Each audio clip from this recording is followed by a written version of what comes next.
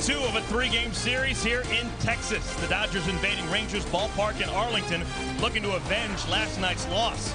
It's a battle of 2 of the best teams in all of baseball, the Dodgers and the Rangers, on a Saturday night in Texas. Now, both these clubs showing how the West should be won.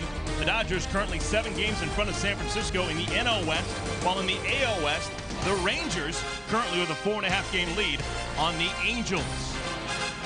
Thrilled to have you along for the ride with my partner, Steve Lyons. My name is Eric Collins. The Dodgers losing the first game of this 3-game set last night. The final score, 6-0. That continues a disturbing trend for Joe Torre's team. The offense, Steve, in recent weeks has been fairly quiet. Yeah, it has. And over the last 14 games, they're just 7-7, which is a .500 record. But you have to remember, this team got off to such an amazing, blazing start early. 33-15 in the first couple of months of the season. You know a team's not going to keep up that kind of pace. And when you look at 7-7 over the last 14, that's not a big deal. If you go 4-10 or 4-12, you know, now you have to start worrying about it. Right now, playing 500 ball for a little while, you know a team's going to hit a bump in the road every once in a while. Not a big deal at all.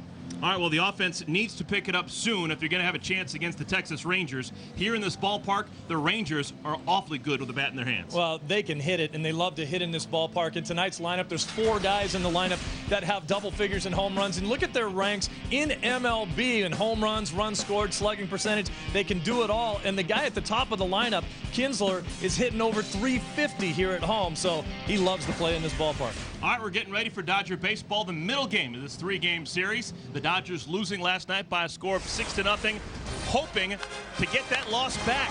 Last night, lightning struck and the Dodgers took one on the chin, but today is another day. Randy Wolf getting the ball for the Dodgers against Scott Feldman and the Texas Rangers.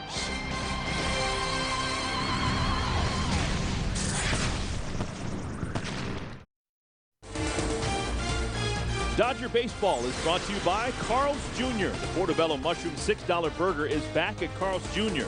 More than just a piece of meat. By Aflac, we've got you under our wing. And by Southwest Airlines. Southwest Airlines is ready when you are. Go to southwest.com, grab your bag, it's on.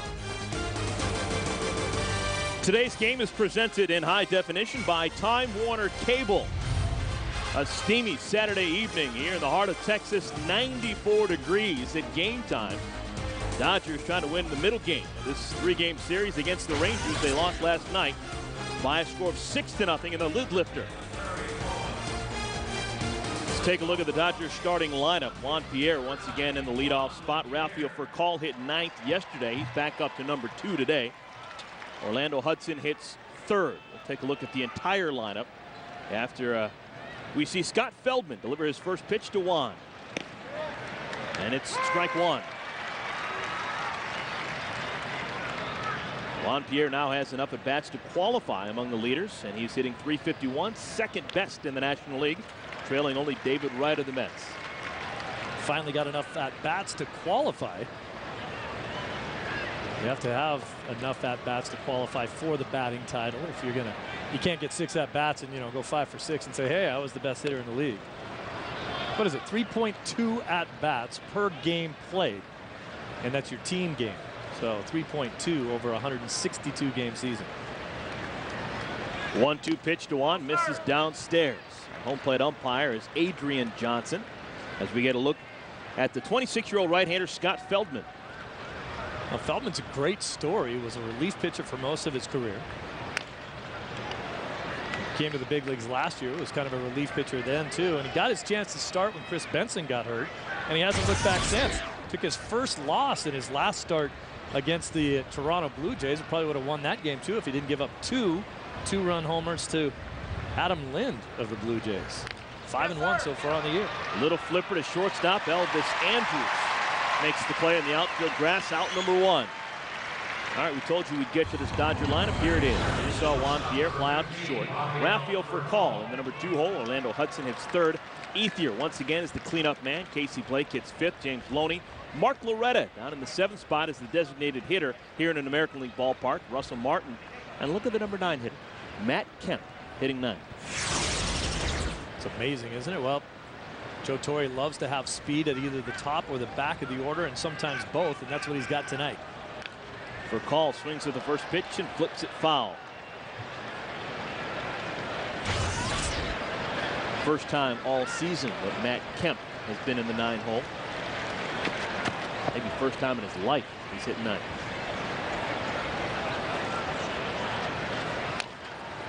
That's the second consecutive batter that has fouled the ball off his leg on a pitch from Scott Feldman. Well, Feldman, one of his weapons that he uses is a cut fastball, and he's going to run that fastball hard in on the hands of the left-handed hitters. Throws a fastball, slider, cutter, throws a ton of ground balls. That's his ball running hard on the hands, and there's nothing else you can do. He banged it right off his shin. That hurts.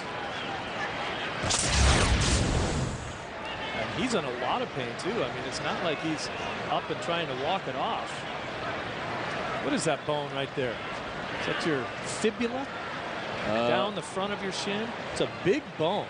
A couple inches across the whole front of your leg there, and he just fouled it right off that. I don't think he got calf muscle. I think he got bone there. You hit a muscle, you can kind of walk it off.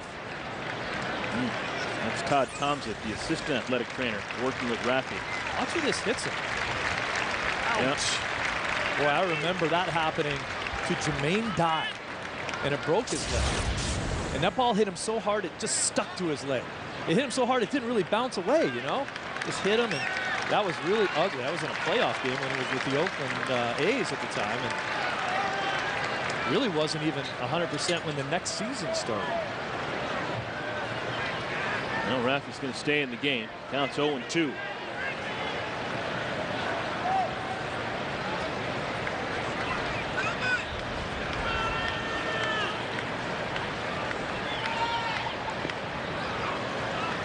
Ball and 2 strikes. With the loss last night, Dodgers falling to 40-22. Texas, they're now 10 games over 500 with the win. They're 35-25. In first place in the AL West. Ball roped down the line. Extra bases for Raffy. He's not running particularly well. And Raffy's going to slow up with a stand-up 2-bagger. That's a ball right there that might have been tough to get a triple out of anyway, but you're not going to get a triple when you just foul a ball off your shin. And Rafael Furcal was pretty much hobbling his way into second base, just kind of jogging right here. And now you see the very pronounced limp. That's a gallop, isn't it? Good call. A canter. Yeah. So Furcal in scoring position with 1 out here in the first inning, and Orlando Hudson will be the batter. O-Dog currently 5th in the National League in hits so far this season with 75. Batting average still well over 300 at 307. Go along with 4 homers, 34 runs batted in. Orlando, one of the many Dodgers that has his dad along for the ride here on this trip. One of the special things the Dodgers doing this year, allowing fathers on the trip.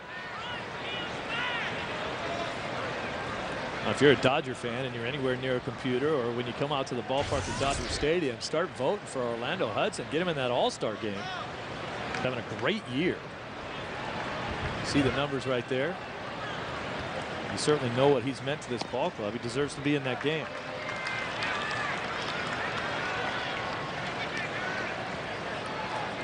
Has been an All-Star in his career. 07 with the D-backs.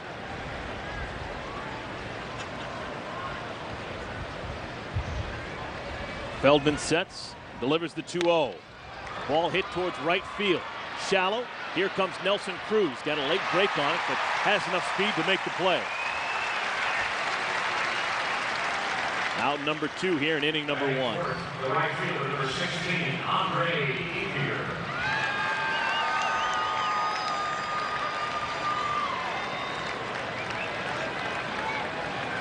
Notice the change in the lineup with Joe Torre again, dropping Andre Ethier back down to the number 4 spot, where I think that's where Joe is most comfortable, having Pierre, Furcal, Hudson, the first 3 guys in the order.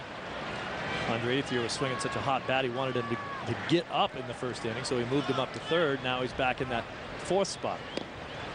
Breaking ball, strike 1. Andre had his 9-game hitting streak come to a close yesterday. Didn't have much of a chance. He walked his first 2 times up, lined out to the first baseman Chris Davis in the 5th inning, and then struck out in the 8th. Only 2 official plate appearances. I guess it would be 2 official at-bats. He had 4 plate appearances, only 2 official at-bats for Ethier.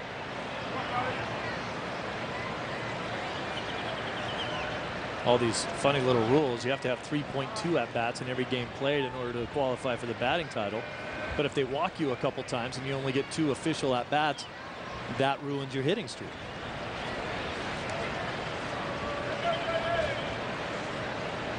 Hitting streak is sort of something to talk about and kind of a personal accomplishment. Certainly doesn't mean anything in the record books. 1-1 pitch. Hit hard on the ground. The first baseman, Chris Davis, flashes the leather, makes the play.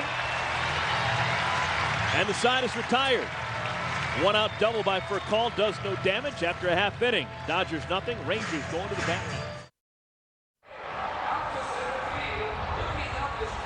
Scott Feldman, a scoreless first inning. That means that Texas Rangers pitching, they have now thrown 20 consecutive scoreless innings dating back to Thursday against the Toronto Blue Jays. Let's take a look at Ron Washington's lineup card. Ian Kinsler leads things off. Michael Young hits second. Andrew Jones, former Dodger, we'll talk about him. He's in the 3-hole. Nelson Cruz, he had the career-high 17 home runs, the cleanup hitter. David Murphy, Marlon Byrd, Chris Davis. Jared Saltalamacchia, he of the 14 letters, hits 8.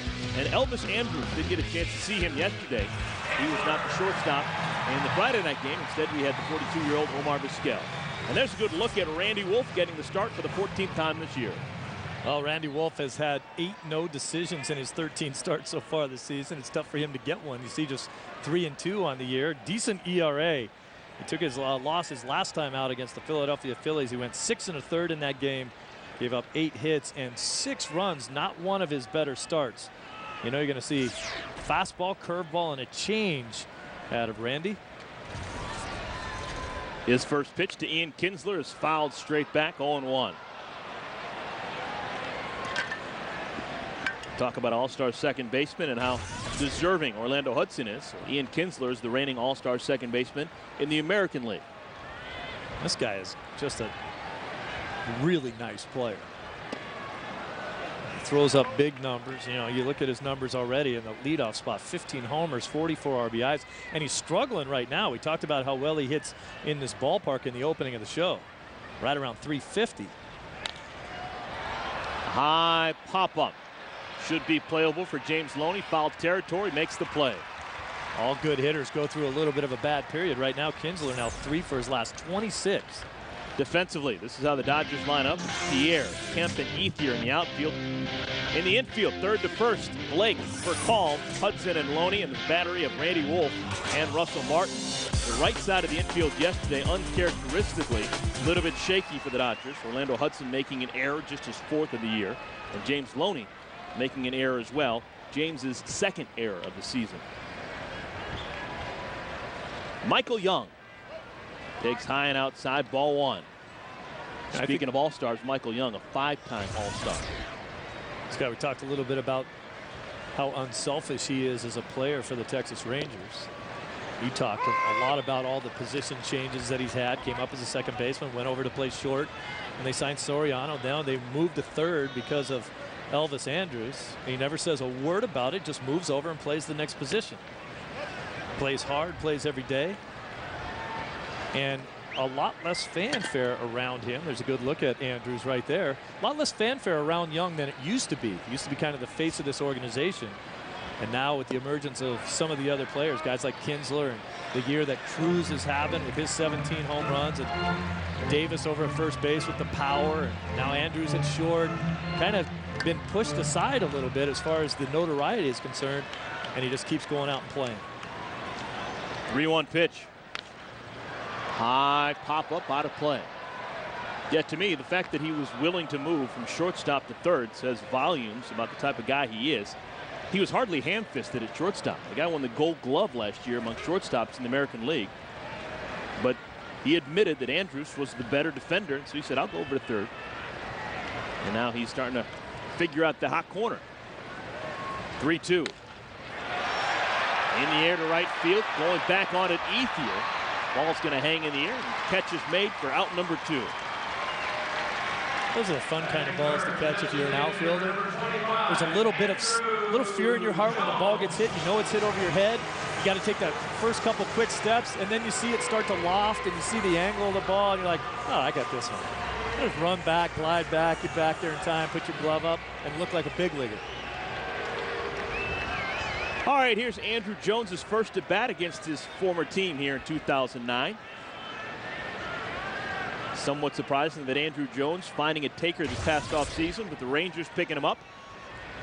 And so far, so good. He's really turned around what was just a dreadful experience in Los Angeles a year ago. It was a dreadful experience, and he was dreadful. He had, statistically, the worst year of anybody who has ever played the game who had more than 200 at-bats. That distinction used to go to the Milwaukee broadcaster. Schneider? Schroeder? Schroeder? No. Oh, Euchre. Bob Euchre, yes. It's Schroeder. Schroeder had a couple bad years, too. A bag on him. No, Bob Euchre, of course, made a career out of bashing his own career. He had the worst year ever of anyone who had more than 200 at-bats, and then Andrew came along and played in L.A. last year and pretty much blew those numbers out of the water. He hit a .158 with 3 home runs and 14 RBIs. Softly hit to third. Casey's going to have to hurry. Bare hands, fires, out number 3. Did a whole lot of that last year. Defense is airtight behind Randy Wolf here in the first inning. Scoreless as we head to the second. Casey Blake feeling good about himself. Casey will finish off this nice defensive play by grabbing a bat. He'll lead things off for the Dodgers when we come back.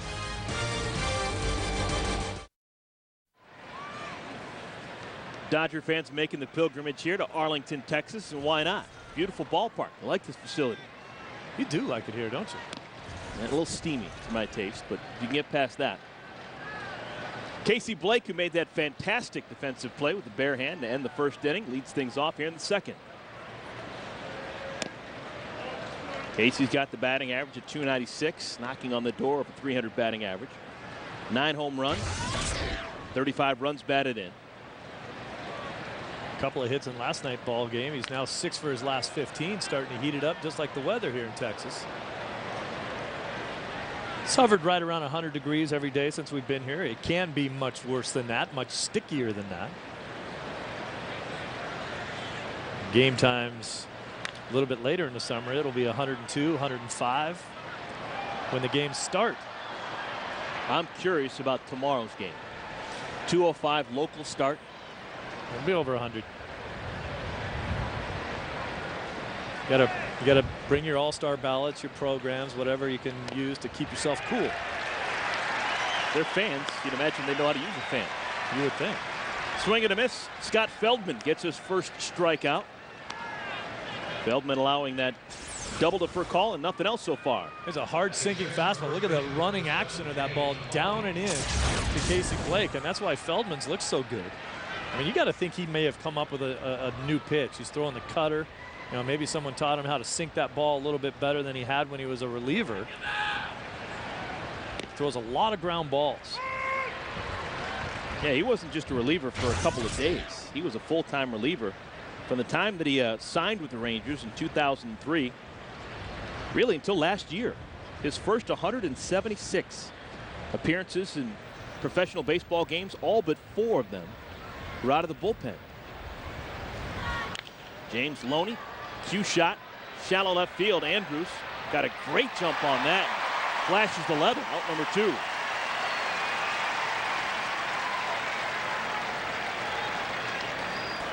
Well, David Murphy's no slouch out there in left field, but Andrews went a long way to get this ball, and I'm not sure Murphy would have. Might have dropped in there for a little tweener base hit. Some great range by the 20-year-old. I think it's interesting to find that Andrews is 20 years old. He's the youngest everyday player in the big leagues. And Omar Vizquel is 42 years old. He's the oldest everyday player in the big leagues. They both play for the same team and the same position. We saw Omar Vizquel steal a base yesterday. I would hazard a guess that he'd have a puncher's chance if they ran a 100-yard dash. Andrews and Vizquel. Vizquel still runs pretty well. Yeah.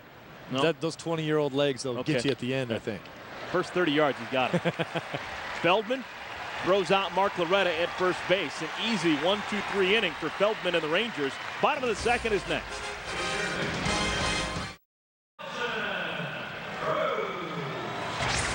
Bottom of the second inning, time now for the Home Depot, doing more on defense than it happened an inning ago.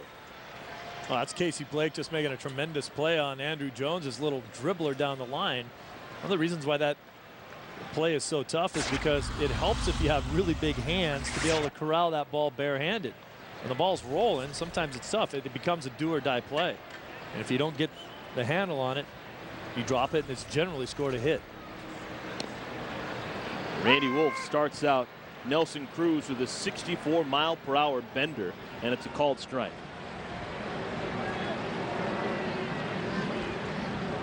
Wolf retired the side in order in the first inning. A couple of fly ball outs and a ground ball out, and he goes back to back with that slow curveball and gets a swinging strike. Well, Randy Wolf generally pitches backwards. You'll see him throw a lot of breaking balls early in the count, and then right now I wouldn't be surprised to see a belt-high fastball try to throw it right by Cruz, a little bit upstairs. There it goes, a little higher than he wanted it. Pitching backwards, you usually think of guys, they'll try to get ahead with their fastball and then they get you with junk later on, try to get you to strike out or ground out. Randy's made a career out of doing it the opposite. There's that good fastball, pours it right past him. First strikeout of the day for Randy Wolf. And the amazing thing about Wolf is that he doesn't throw that hard. Watch where this pitch is location-wise. Right down the middle. And he gets away with that so often because guys start looking for the slow breaking ball. Then he throws you a 90-mile-an-hour fastball, which in today's game is not fast, and you have that little hesitation, and then it gets by you. So with one out, bases clear, David Murphy has his first look at Randy Wolf and takes strike one. Murphy, a .266 hitter, went 1 for 4 yesterday. And he takes yet another fastball for a strike. So this time he's not pitching him backwards. Well, you can't fall into the pattern and do it every time, obviously, but his overall game plan is generally backwards. Oof, just a little bit off the plate, 1-2. I think one of the reasons why Randy does have the measure of success that he does is because he throws a lot of strikes. Curveball, fastball, whatever, he's generally going to find the plate with it. Called strike three, back-to-back strikeouts for Randy Wolf to begin the second inning.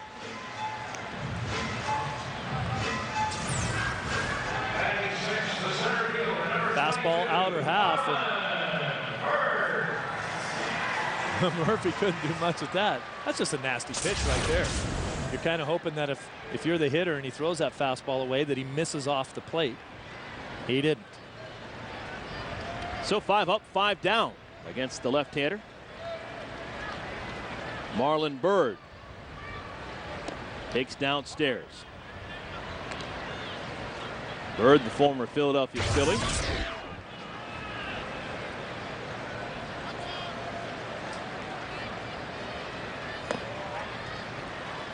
Talked about it yesterday, but the Rangers really playing with one hand tied behind their back. Their best position player, Josh Hamilton, out at least until the All-Star break with what's being called a partial tear in his abdominal wall. Ouch. How is that different than a sports hernia? Does anybody know? Maybe he knows, Ron Washington. He wishes that he didn't know because he'd rather have Hamilton out there playing for him. One-time Dodger, Ron Washington. 10 games in 1977. I actually talked to him as that pitch misses inside and Walker's issued first base runner allowed by Randy Wolf. I asked him about his experience with the Dodgers in 1977. He got 10 games. He said it was in September, late in the year. Remember the Dodgers went to the World Series in '77 before losing to the Yankees. I asked him if he got a ring.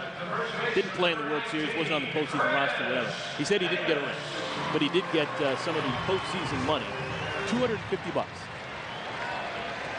Money's changed, doesn't it? Did he go out for a nice dinner? $250. Well, you know, that's 10 days worth of what the other guys got. Split it right down the middle. Really? No, what do you mean split what right down the middle? You think you should have got a half a share? You're on the team. One for all and all for one. Well, usually the way it's done, believe me, I've been on the bad side of that coin too in Boston. generally you get, they split it into 162 days, and they give you the percentage of how many days you were there, or they give you more. If they feel like you were traded to that team halfway through the season, but you did a great job and really helped them, they can give you a full share. They will definitely give you at least a half, or they can vote you even more, is the way to do it. That way you don't mess with anybody. Everyone gets at least their fair share, and you can vote more for certain guys. And I played on the Red Sox club that didn't do it that way, and kind of leaves a bad taste in your mouth. Maybe the same way Ron Washington feels. Ron says he still has a lot of friends from that time period in his life. He's good friends with Jeffrey Leonard from the Dodgers chain back in the late 70s. Marlon Byrd almost got himself picked off. Pedro Guerrero was on a number of his minor league teams as he was coming up through the chain. Bobby Castillo. Just reminds me of those great Pedro Guerrero quotes that he used to have all the time. 1-1 pitch, sails high and outside to Chris Davis. I remember the writers asked him, Pedro, when you're playing third base, what is the first thing that you're thinking about out there? He says, I'm hoping they don't hit the ball to me. And they laughed and they thought, that was kind of funny. And they're not, no, seriously, Pedro, well, then what's the second thing? I hope they don't hit it to Steve Sachs. He was a character. Man, he could hit, though. Oh. 2-1 pitch, may have broke his bat. Here comes Matt Kemp. And Matty makes the play. How about that? That saved a base hit. So Randy Wolf survives the 2-out walk to Marlon Byrd with little help from his friends. Matt Kemp coming on and making the grab. We're scoreless as we head to inning number 3 in Texas.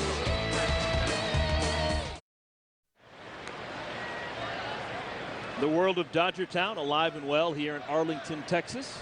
It's like a few generations of Dodger fans right there, doesn't it? All are welcome. Top of the 3rd inning, 8-9-1 for the Dodgers. Russell Martin, Matt Kemp, and then Juan Pierre against Scott Feldman. Dating back to Thursday's game, the Rangers pitching staff has now thrown 21 scoreless innings. And shutouts in this ballpark were a big happening. They don't happen very often. They only had 8 1-0 shutout games in the history of this stadium. And they had only had 6 back-to-back shutouts in the history of this stadium. 0-2 pitch on the ground to third. Up with it, Michael Young.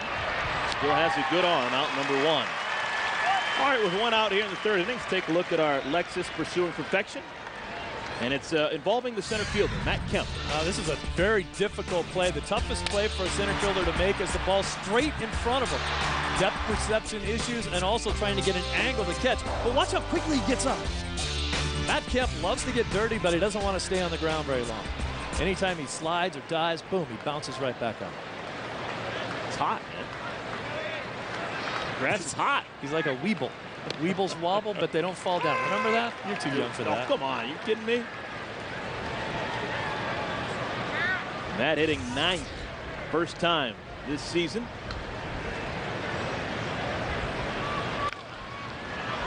Michael Young can't make this play. Second hit of the day for the Dodgers with 1 out. Good speed on it first. Left fielder Juan Pierre. Matt Kemp just chopping down. Watch him chop right straight down through the ball. That gives that a lot of top spin on it, and that's why that second bounce got through the infield.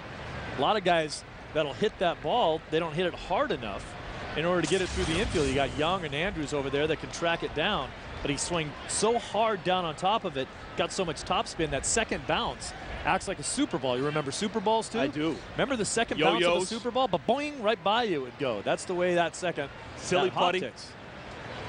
Well, if I can work silly putty Mr. into Potato Head. If I can work silly putty and Mr. Potato Head into one of my analogies there, I'll do it. But I like the Super Bowl. Operation. On the year, 13 swipes from Matt Kemp. He's only been caught twice. One of the best percentages in baseball. Saltalamacchia behind the plate throws out runners at about a 25% clip. Not going. Pitch misses inside. I got to think that he will be going. I think with Feldman being kind of long and lanky, a little bit slow to the plate, Matt Kemp's not afraid to steal a base off of anybody.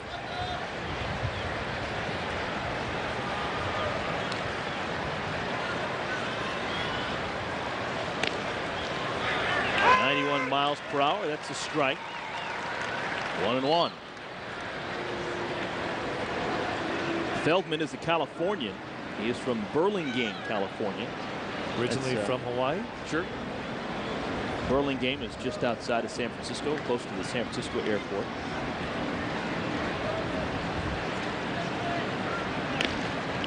Another strike. So this is an interesting at bat with Juan Pierre. Pierre and Kemp are best friends on this team. And Juan Pierre, you know, he loves to steal bases, and he doesn't take many pitches. But in this at bat, he has been taking, I think, because he thought Kemp would be running. Now he's behind in the count. He doesn't mind hitting with 2 strikes, but he usually goes up there hacking.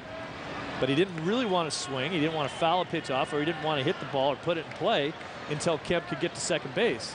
Wouldn't that be something that he would know, just looking at Larry Bowa's signs down the third base line? Well, Kemp's got the green light, I'm sure. He can go whenever he wants. There he goes.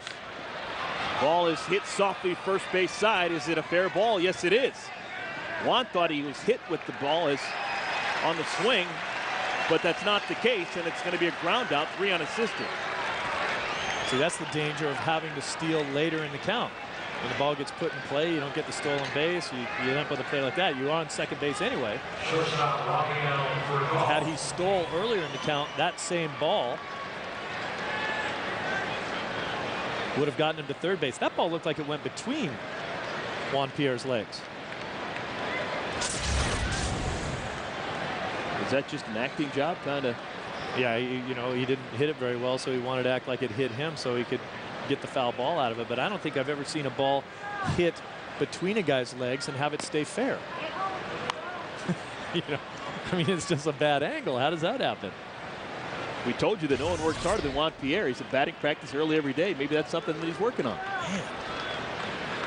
2 outs, runner on at second. Rafael for call, a double in the first inning. Raffy squirts it foul. 1-1. A little bit of a scare in that first inning when Raffy hit the ball off of his left leg.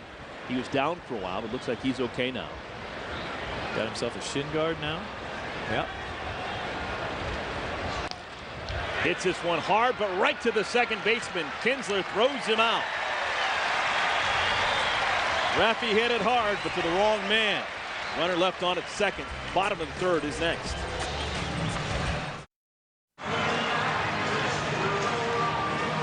Bottom of the third inning here at Rangers Ballpark in Arlington. Dodgers and Rangers scoreless. Dodgers with a pair of base hits, but no runs. Randy Wolf has allowed 1 walk, but that's it. Only base runner allowed, coming with 2 outs last inning. Marlon Byrd drawing the free pass. Saltalamacchia, Andrews, and then the top of the lineup, Kinsler, here in the third. Saltalamacchia hits it high in the air, shallow right field. Hudson calls for it and makes the play in fair territory. 1 pitch, 1 out. They'll join the Dodgers when they take on the A's June 16th through the 18th and park for free. That's right, the Dodgers are offering free general admission parking for all 3 games to thank their fans and honor our community heroes during Heroes Week. Buy tickets online at Dodgers.com or call 866-DODGERS today and park for free. That's an awesome promotion, really. It's a good deal. And you think about Dodger promotions are the best in baseball. I mean, when they promote something and they have a giveaway, they give away 50,000 of it. Not for the first 12,000 youngsters, you know, between the ages of 6 and 9. Everybody gets one. And think about it, it's not like, hey, it's $1 off hot dog night. No, you're talking about parking. Parking's expensive. If they come and you show up and you have to park the car, and you can do it for free, it's a big savings for Dodger fans on that night. Andrews hits it softly foul, third base side. I'm keen on the Dodger Beach out in left field. I think that's fantastic. The barbecue. They import the sand and all that kind of stuff. Absolutely. It's a great thing. Bleacher Beach out in left field. It is Hollywood. 0-2 pitch to the shortstop, Andrews. Takes high and outside. Andrews had been a member of the Atlanta Braves chain. Came from the Braves, along with Gerald Saltalamacchia and a bunch of others in exchange for Mark Teixeira a couple summers ago. Ooh, tardy on that 80-mile-an-hour fastball. That's the third strikeout for Randy Wolf. Well, once again, you get that little doubt in your mind that you're going to see that 65-mile-an-hour curveball, and then you try to throw an emergency swing on it. And Randy can make it look bad. So first time through the lineup, he's retired 8 of the 9. Only the walk to Marlon Byrd. He struck out 3.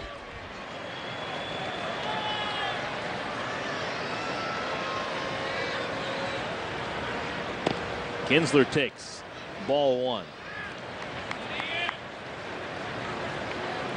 Now, these are the kind of efforts, and it's early. We're talking about the 3rd inning at this point in time, but you're hoping the younger guys, especially a lefty like Kershaw, takes note of some of the games that Randy Wolf throws and how he just pounds the strike zone.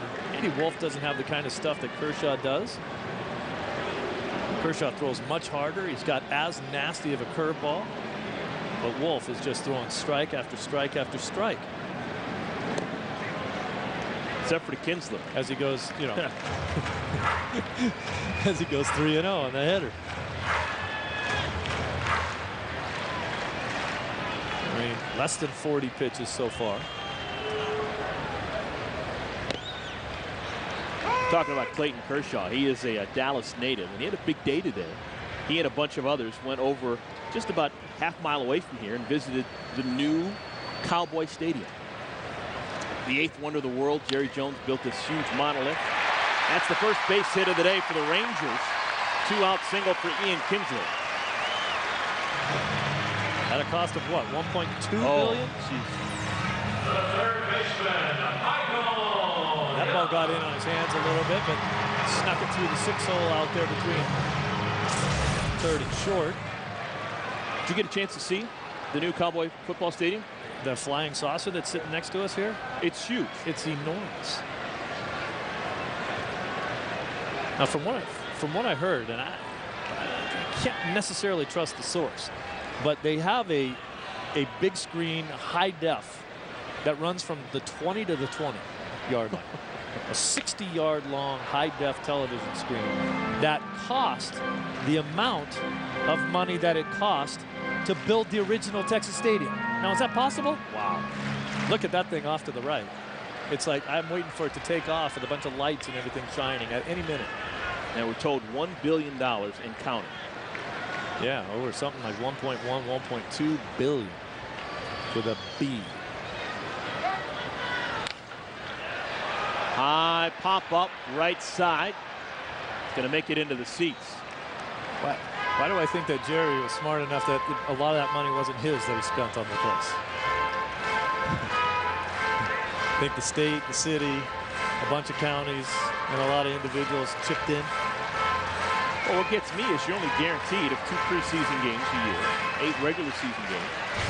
And I'd imagine you'd have the odd high school state championship game, maybe a bowl game or 2. Todd Bowler still play that? Didn't I think Randy Travis, did he do a concert over there? Or George Strait did a concert over there already. The right field, ball's not carried particularly well. Andre Ethier makes the catch, side retired. So, Randy Wolf allows a 2-out single to Kinsler, but that's it. We played 3 innings, scoreless in Texas. Now, at the Junior Rangers kiosk in Sophie. Top of the 4th inning, time now for the Aflac trivia question. Nolan Ryan, current president of the Texas Rangers, holds the major league record with 7 no-hitters thrown. Today's question, who is second all-time? 7 no-hitters. There's the Ryan Express. He still looks like he wants to knock you down with one. Tough Texan himself. You know who's second, right? I do know who's second. You gonna start flipping some stats out there, give some hints? Well, I will say that he threw 4 no-hitters. That's the clue. And almost 1 out of every 40 wins in this guy's career was a no-hitter. Orlando Hudson leads things off. Hits it softly over the third baseman's head. It's going to be a base hit, possibly two. O'Dog stopping at first as Murphy gets it back to the infield quickly. Good way to get things started. You know, my dad used to tell me all the time, good hitters get jammed, and that's what happens right there, but he sticks with his swing. You see it from the side angle right there. A lot of times when a hitter's getting beat by a fastball, they dip their shoulder to try to catch up, and that just makes you slower. You have to just stick with the swing you're trying to attempt, and you might get jammed, but you can get hits like that. Good hitters get jammed, and they get hits. So Hudson on at first as Andre Ethier grabs it back. Ethier bounced to first to end the first. Swings at the first pitch and skies at the shallow center field. Marlon Byrd coming on, and he makes the play.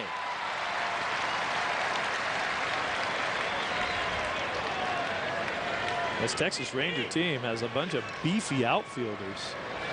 Marlon Byrd goes about 245. Nelson Cruz has got some thickness through the legs and hips. Yeah, if they took Murphy out and they put Andrew Jones in, yeah, they'd have about 3 250-pounders. A lot of beef running around. That's a big outfield to cover, too.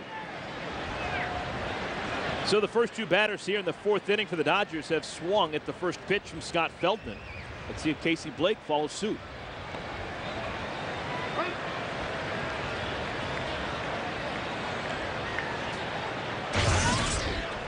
Casey, the only man that Scott Feldman has struck out so far through 3 1/3. Feldman's not going to strike out a bunch of guys. Coming into the game, 60 2/3 innings, just 33 strikeouts.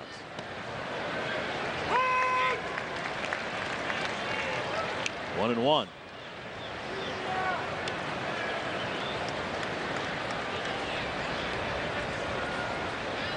Casey taking a long look down there at Larry Boa. Maybe you got some movement going on, maybe a hit and run play on. Orlando's been stuck on 4 steals for a while. Hasn't been caught so far this year. He's perfect 4 for 4, but he's really shut down the running game in recent weeks.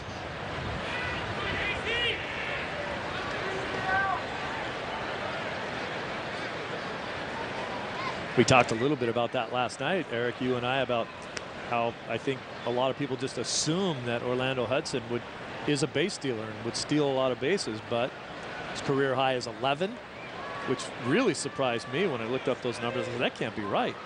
But I was one of those guys that also assumed that he was a burner. Runs well, but not necessarily great base stealing speed. So when he does steal, he has to pick his spots, and so far he's been doing a great job of that. As you said, he hasn't gotten thrown out yet.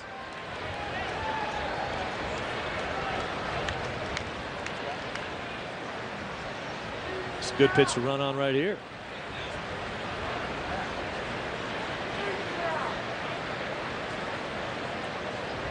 There he goes. Swing and a miss, throw it out to second base. Gets the job done. He's going to chug towards third. That's the farthest advancement for any Dodgers so far today. Call it a steal and an error by the catcher Saltalamacchia, and a man's on third.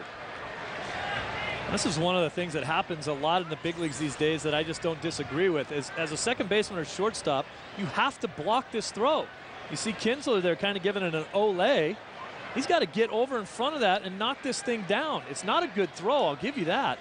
But you got to get your belly in front of that thing. It goes right past you, and then the runner ends up on third base, and it just seems sort of like strikeouts these days. No, I strike out, no big deal. Ball gets by me, no big deal. We already talked about how big their outfielders are. Marlon Byrd's going to have a tough time coming in and backing that play up. Now there's a guy on third base. Now the infield has to come in, and Kinsler makes the play. Hudson has to stay at third, and out number 2 is recorded.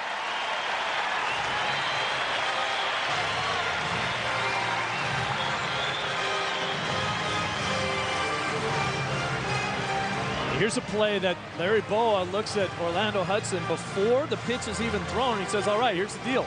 Infield's in. You got to make sure the ball goes through the infield before you go anywhere. So he's freezing. It's a great shot of it right there. He's freezing. He's not going anywhere. If they were playing a less aggressive ball right there, that's, Hudson made the play that he was instructed to do. Make the ball get through before you go.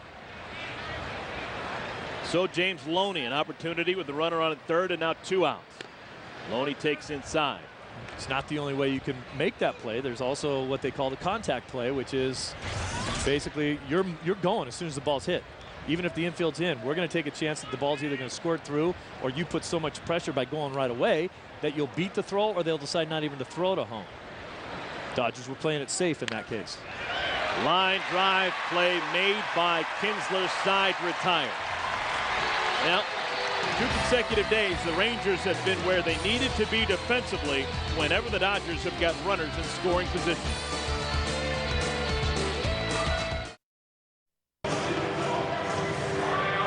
Bottom of the 4th inning.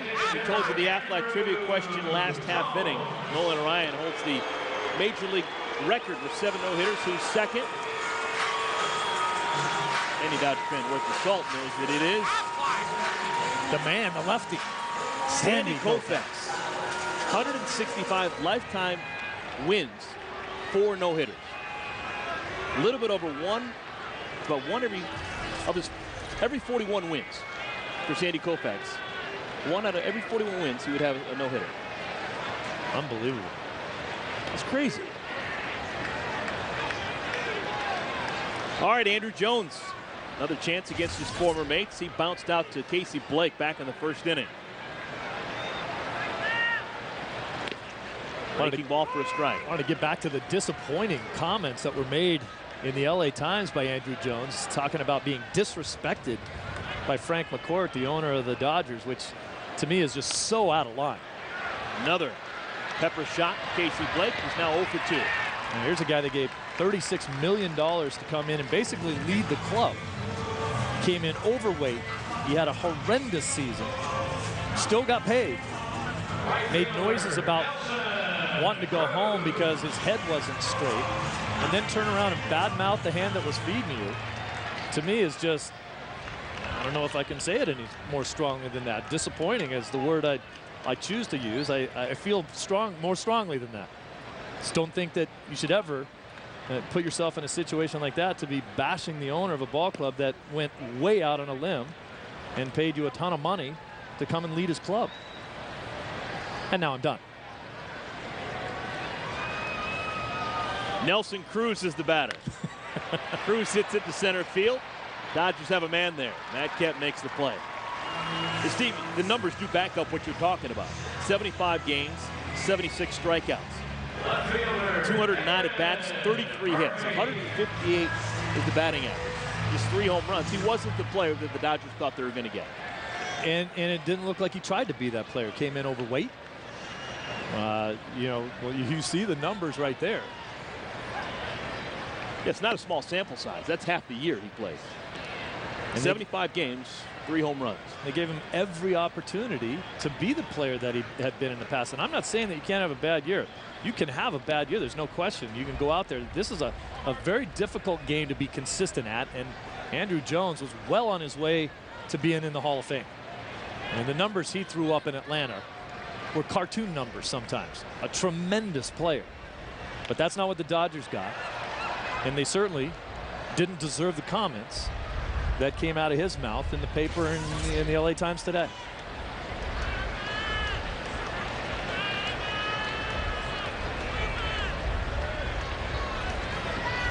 David Murphy with 2 outs here in the 4th inning. Count is even, 2 balls and 2 strikes. Randy Wolf has allowed just 1 base hit so far through 3 2/3.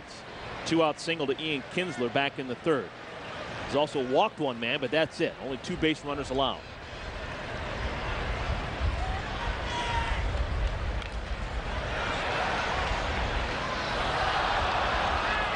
Last time Murphy was up, froze him with a fastball on the outer half. We talked about not getting into patterns, but sometimes it's like, hey, that's how I got him out last time. Let's see what Randy Wolf chooses to go with in this at-bat, going away from him. Maybe a breaking ball this time. Fastball. Randy's cruising along. That was just his 54th pitch thrown.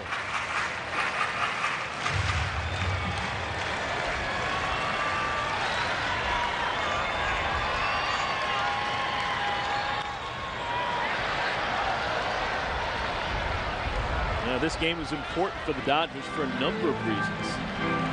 They have struggled in American League ballparks during interleague play in recent years. But they've just been a consistent club for Joe Torre the entire year. They have not lost 3 games in a row. A loss today would be the first time that they have a 3-game losing streak. Flipper to left field. Juan Pierre ambles back, makes the catch, side retired. Another 1-2-3 inning for Randy Wolf. To the 5th we go, scoreless in Arlington, Texas.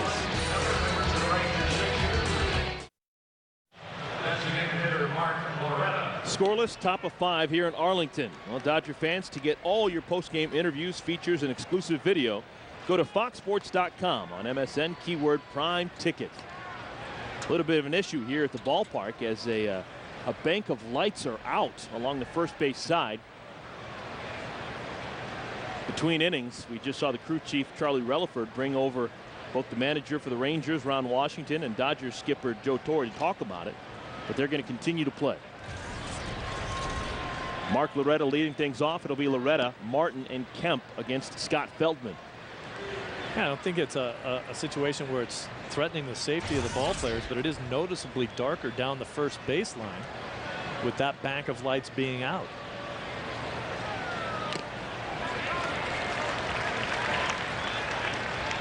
I don't know if you at home can see the difference, but it's much brighter in the infield, and then when you get over towards the Texas Rangers dugout, it's a little more of a shadow, a little more darkness.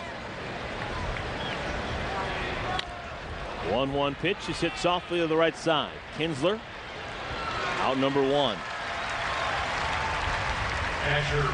Yeah, sometimes a ball will be hit in the big leagues and an outfielder might struggle with it, and he'll come back in and say, yeah, I lost it in the lights. Someone might lose it in the no lights. I lost it because there were no lights. So with 1 out, Russell Martin will bat. Dating back to Thursday's game against the Blue Jays, Ranger pitching is now thrown 23 consecutive shutout innings, and they've used 7 different pitchers to do that. And 23 consecutive scoreless innings and Ranger pitching are 2 things put into a sentence that you don't hear very often when you're talking about Ranger pitching. But they've made it a concerted effort to beef up that pitching staff and bring guys in here that can get guys out. That's directly because of Nolan Ryan. Little looper once again. Johnny on the spot is Kinsler. Kinsler has accounted for the last 4 consecutive outs. A couple of ground balls and a couple of humpback liners that he's made the grab on. Well, I still like the fact that Russell Martin hit the ball that way. Grounded out to third again in his first at bat. Just think he's a better hitter when he goes the other way. Even if you hit a line drive like that and Kinsler's right there to catch it, that's kind of where you got to stay. Stay in the middle of the field.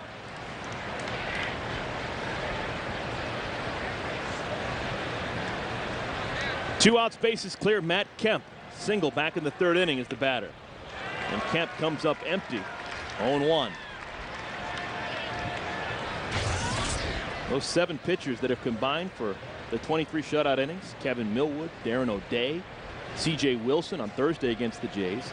Yesterday, Vicente Padilla, Jason Jennings, Jason Grilli, and now Scott Feldman.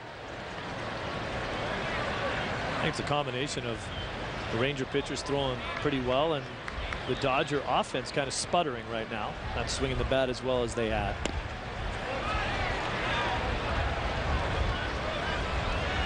We talked about in the open that they're just 7-7 in their last 14 games, and teams are going to go through periods where they're not going to play as well, and the Dodgers played so well for 2 months, people started getting used to it. Like, hey, what's wrong? You didn't get 14 hits tonight. Oh, look at this.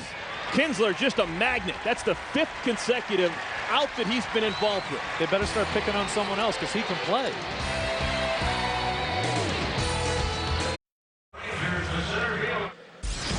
Time now for our Jack in the Box outside the box, and we rewind to yesterday. Marlon Byrd lost that ball and then sprinted back. Imagine the fear in his heart. He made a great recovery. A couple runs would have scored on that play outside the box right there with Marlon Byrd. That may have been the best opportunity for the Dodgers to score so far in the series. Dodgers have not scored so far in the first 14 innings here at Rangers Ballpark in Arlington. Normally a hitter's paradise. Bird swings at the first pitch and skies at the right field. Ethier makes the play. One pitch, one out here in the fifth. And the Rangers not really getting it done the way they generally get it done either. There's a lot of guys in this lineup that are struggling offensively as well for Texas. Last night they did hit a home run, but just one home run in the last 5 ball games for the Texas Rangers. And that's what they're known to do.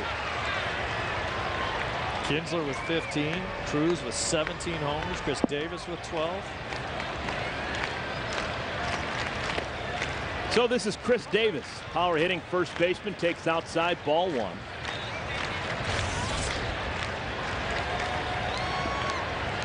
Davis lining out to Matt Kemp to end the second inning.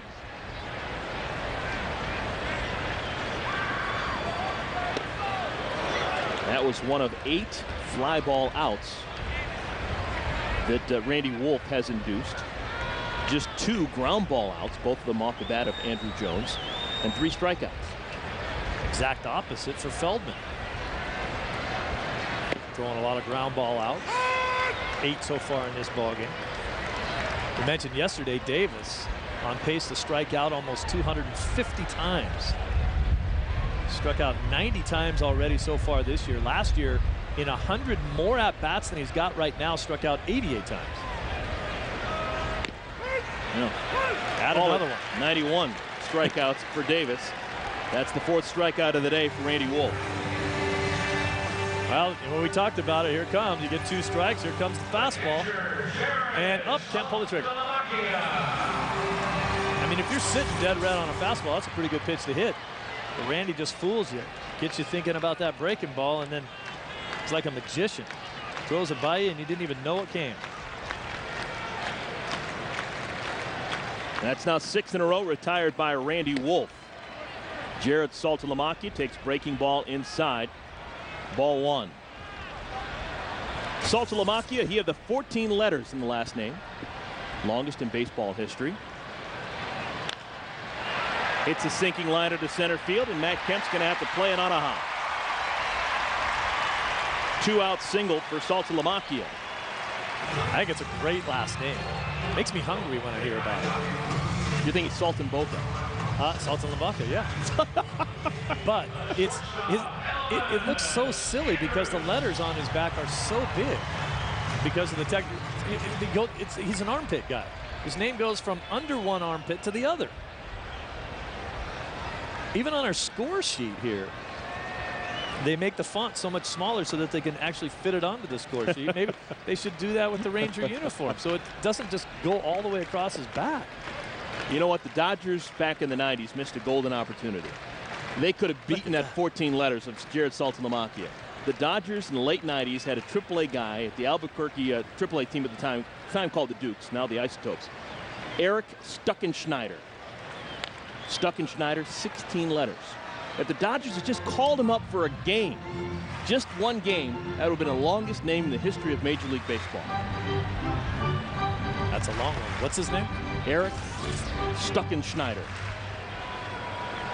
20 combined letters, 4 in the first name, 16 in the last. Maybe they could just do a whole circle around his back. Saltalamacchia's name almost goes like 180 degrees. Not sure where it starts and ends. That's amazing.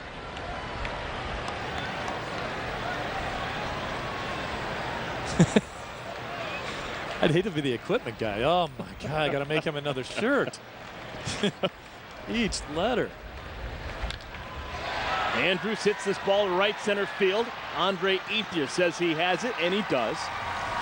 And the sides are tired. Through 5, we've got a pitcher's duel here in Texas. 0-0.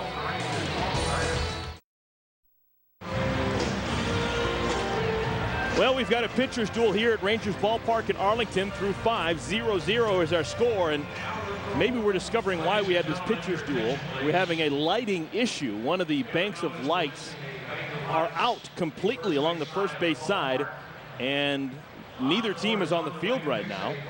I think they're making an announcement, but it looks as if this game is going to be suspended, at least for the time being. I'm not sure if they can get an engineer or someone that can handle going up and actually fixing those lights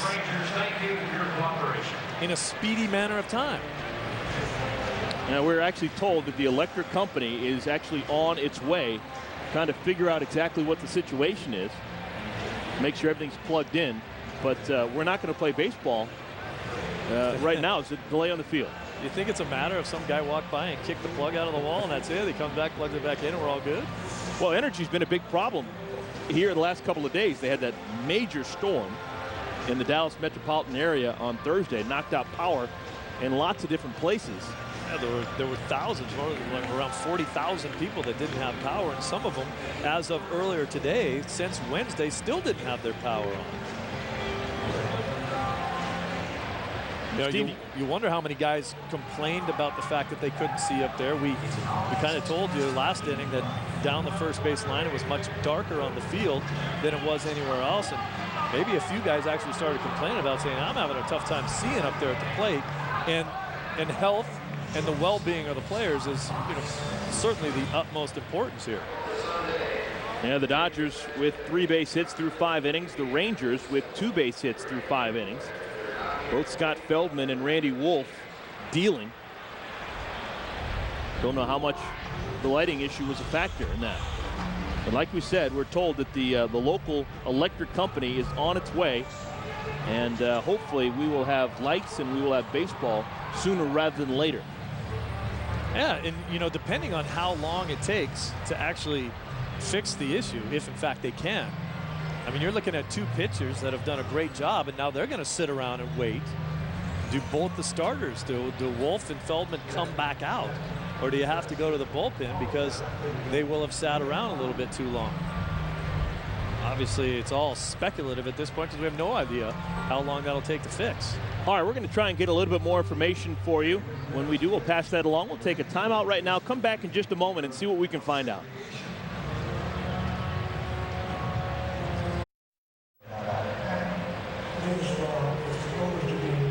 Well, we are experiencing a delay here at Rangers Ballpark in Arlington. The bank of lights along the first base side has been out the entire game, and it's just now become an issue.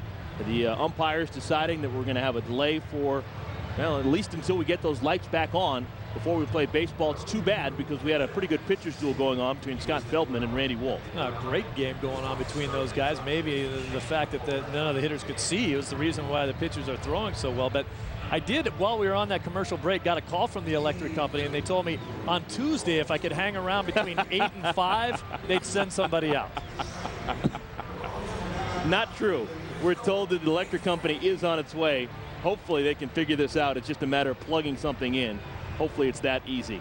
All right, well, in the meantime, here's a special edition of True Blue Stories coming your way. We'll be back and give you updates as to when this game will resume, when they become available.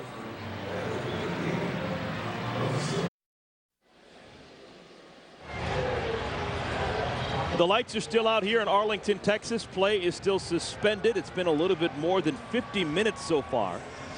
Lights along the right field side have been out the entire game. It just became an issue as we started to play the 6th inning.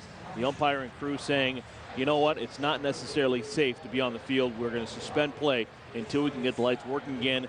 It has been some time, and the lights still are not in operation. It's a scoreless game. When we get this game back underway, it's going to be top of the 6th inning. Dodgers nothing, Rangers nothing. Once again, we'll let you know the moment we know anything has been changed. Right now, we have no idea when the game will be resumed. Now let's get you back to True Blue Stories.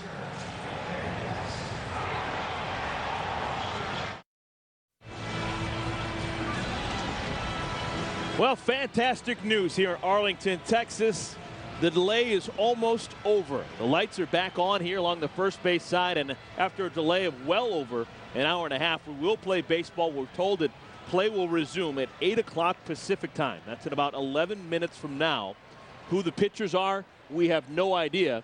But Nolan Ryan, the president for the Texas Rangers, he's still got some pull around here. He said, turn those lights on. The lights are back on, and we will play baseball. We will resume in about 10 minutes time. It's a scoreless game here at Arlington. Joe Torre's Dodgers, Ron Washington's Rangers, 0-0, just 5 combined hits. The question now is who will be the pitchers when we resume play. Oh, Eddie Guardado was throwing for the Texas Rangers. We haven't seen an indication from the Dodgers as of yet who they're going to run back out there. But we'll know that in a few minutes. Yeah, there's everyday Eddie Guardado. Scott Feldman, pretty darn good as the starter for the Rangers. And the Dodgers, well, they're matching zeros. Randy Wolf had a solid 5 innings. But they will probably both be gone. And there it is, the lights turning on. And I don't know if I've ever heard such a cheer when the lights went on. Well, did you see Nolan Ryan, the way he's looking at him? He's looking up at those lights like saying, and if you go off again, I'll drill you with a fastball. All right, so once again, we will resume play. It'll be 6th inning action in about 10 minutes time. 8 o'clock Pacific time. Guys getting loose. Who will be the pitchers when we come back? We shall see. But now let's send you back to the conclusion of True Blue Stories.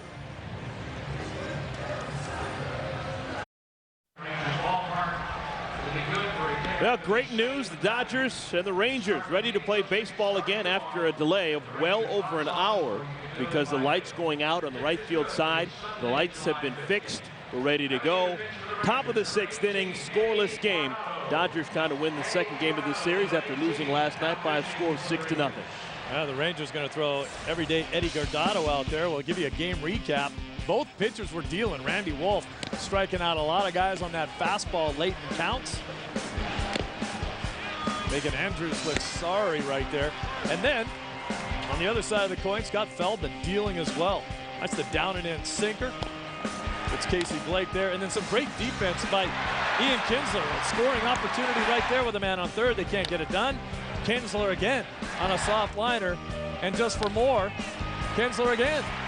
5 straight plays the second baseman was involved in. The Dodgers better pick on someone else because that kid can play over there. And then the lights came back on. Yeah, the lights went out at about 8:15 local time. And we're now at 10 o'clock. So it's been an hour and 45 minutes, give or take a couple of minutes on either side. And because of that delay, Randy Wolf, maybe his best outing of the season, goes by the wayside. 5 innings, 2 hits, no runs allowed. Struck out 4, only threw 67 pitches. He had a chance to go deep into this game, but he's done. And he will get another no decision, his 9th in 14 starts. I think if the Dodgers score a couple of runs here, he's still the pitcher of record. Oh, yeah, you're right. I guess so. That's exactly right. And they're off to a good start. Well, why not get him a couple? Juan Pierre gets himself a base hit. So good speed on at first base. Juan's first hit and 3 at-bats so far today. There's Eddie Guardado, 38-year-old left-hander from Stockton, California. Boy, he has bounced around and done a great job for a bunch of different organizations. Been in 21 games. This is his 22nd game now for the Rangers. Banged around a little bit, not being used the same way. Of course, he's a former closer. Kind of a 1-inning guy lately, giving up more hits than innings pitched. Rafael Furcal swings at the first pitch and hits it onto the mezzanine level. 0-1. Raffy doubled his first time up, grounded out to second in the 3rd. Dodgers now with 4 base hits. They have not scored here in Arlington. Shut out yesterday by 3 pitchers. Shut out by Scott Feldman so far today through 5 innings. There goes Juan. Throw it out to second. Not in time. Ball gets away. It's another Olay by a middle infielder. And it's going to allow Pierre to go to third with nobody out.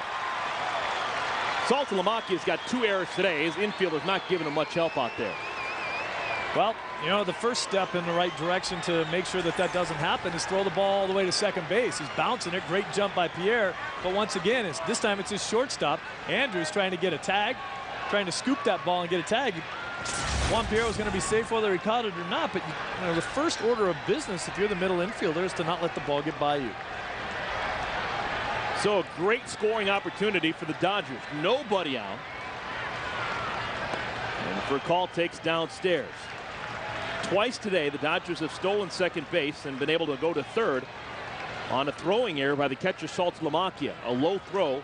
The first one getting past Ian Kinsler. This time getting past the shortstop, Elvis Andrews. You see Young at third base there. That's the only place the ball can get hit where they won't score a run. This is going to score the first run of this series for the Dodgers. 1-0. Dodgers take the lead.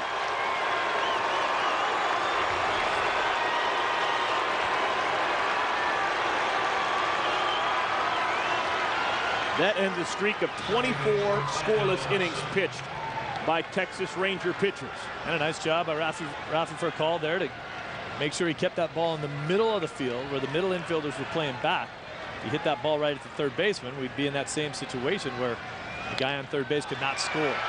Orlando swings at the first pitch and drives it into the gap in right center field. It's going to get down all the way to the wall. Hudson checks in at second with a one-out double.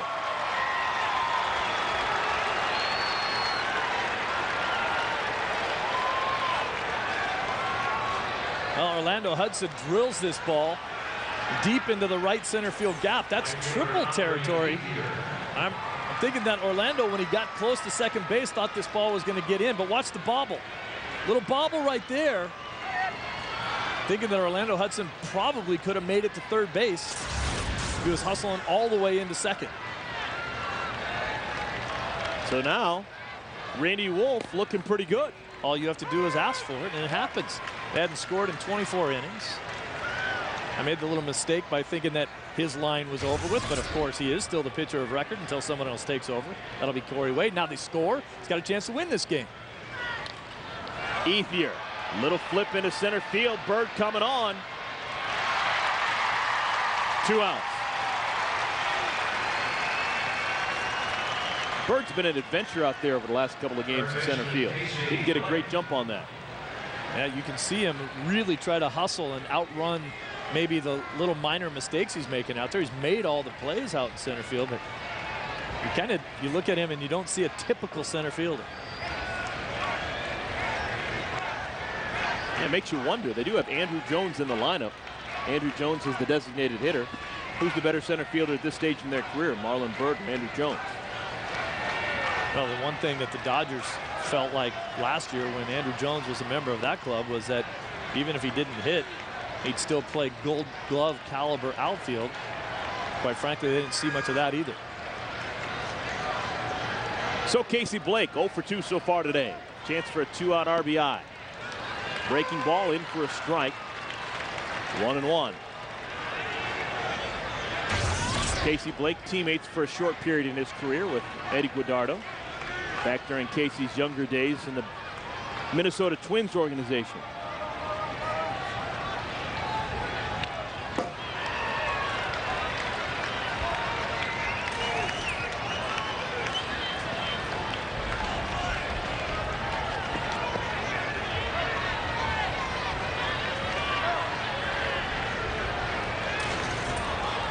Dodgers trying to avoid their first 3-game losing streak of the season.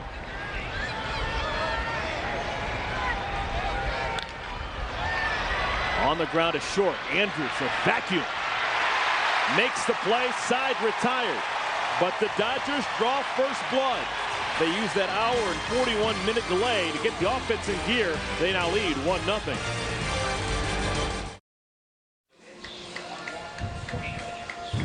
Welcome back to the Coors Light 6th inning, and time for the Coors Light freeze cam, where we had time frozen until the lights came back on in Texas. A very creative look at the Coors Light freeze cam, and that is your Coors Light freeze cam, brought to you by Frost Brewed Coors Light. When the lights came back on and they started to play ball again. 1 hour and 41 minutes on that delay. Take a look at our in and out. Who's in, who's out? Well, out is Randy Wolf after 5 solid innings. And in is Corey Wade, right-hander from Indianapolis. Corey Wade coming on and trying to keep this game locked down. Randy Wolf only gave up 2 hits through his 5 innings. Now it's Corey Wade's job to keep on keeping on. Well, Corey Wade, that's what his specialty is, coming in and shutting people down for an inning or two. This is a guy that does a good job of getting ahead, but went through a period of time where the rest of the league decided that that's what he would try to do, and they were jumping on first pitch fastballs, and he would get himself in a little bit of trouble. Kinsler, a very dangerous guy to be the first hitter that Corey Wade faces. Corey Wade will face the top third of the Texas Ranger lineup. Ian Kinsler, Michael Young, and Andrew Jones.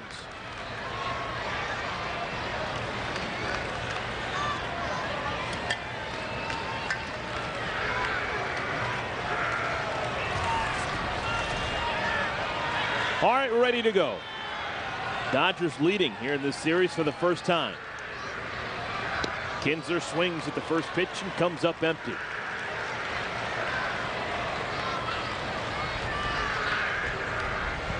Kinsler had one of the 2 hits allowed by Randy Wolf, a 2-out single in the 3rd.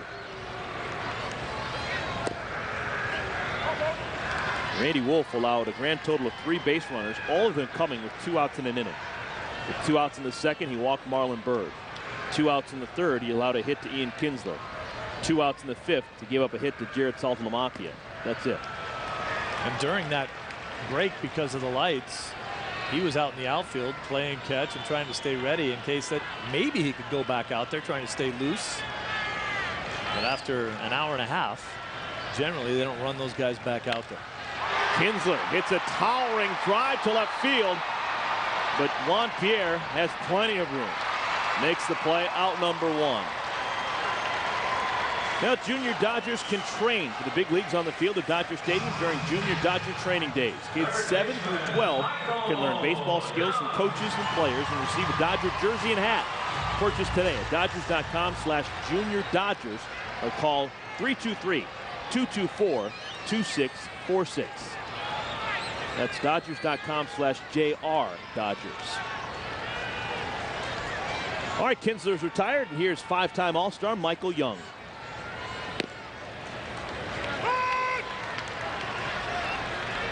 Young has played catch with Andre Ethier so far today. 2 flyouts to right field. Michael Young has really been struggling too. The top of this batting order for the Texas Rangers. Talked about Kinsler, although he did have a hit. He was 1 for 3 today. He came into this game 3 for 25. Michael Young now 1 for his last 22. Still hitting well over 300 at 316. Yeah, how do you suck up a 1 for 22 and still hit 316? That's you know you've been swinging the bat pretty well.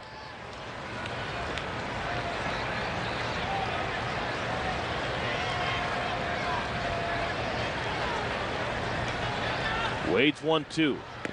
Big breaking ball. Misses a little bit high. Corey Wade has settled down and pitched very, very well. He's given up just 1 run in his last 8 2/3. His ERA is way better on the road for some reason. 2.35 so far, pitching away from Dodger Stadium. An ERA of up over 5 at home. Dodger Stadium, notoriously known as a pretty good pitcher's park.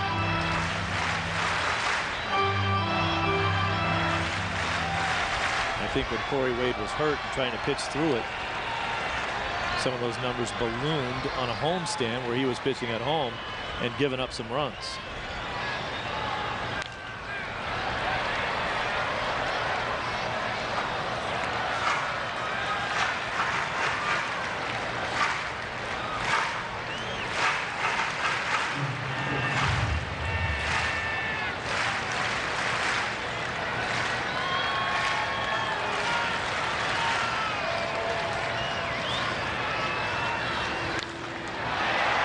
To right field. Ethier has room. And for the 3rd time today, Michael Young flies out to Andre Ethier. Better try a different man. Yeah, it's like the Dodgers hitting the ball to Kinsler.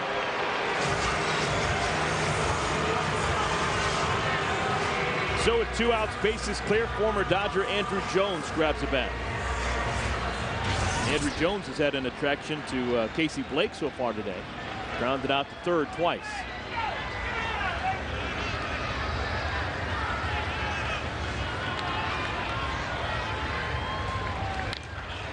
Swings at the first pitch and drives it deep to right field. It's got a chance. That ball is gone. Andrew Jones with 3 home runs in 75 games a year ago with the Dodgers. Now hits 1 in his first game against the Dodgers here in 2009.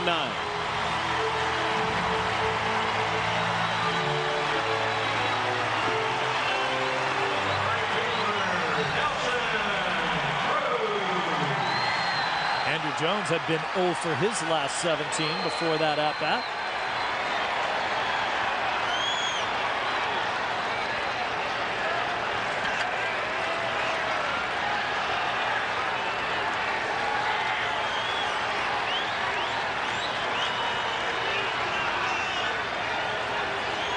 So just like that, no more chance for Randy Wolf to pick up the win. And instead, we're tied at 1. That's one of the things that the Dodgers tried long and hard to work on Jones going the other way. He was such a dead pull hitter. We saw him hit weak ground balls to Casey Blake in his first 2 at-bats. Has such enormous power. And for some reason, felt like he had to pull the ball all the time. His hitting coach when he was with the Braves, Terry Pendleton, had the same issue. Said if this guy would just go the other way, he'd be unstoppable. 2-1 pitch misses outside to Nelson Cruz. Now say what you will about Andrew Jones and his time in Los Angeles. That's got to feel good for him personally to get a home run against the Dodgers. Sure. Actually still getting paid by the Dodgers.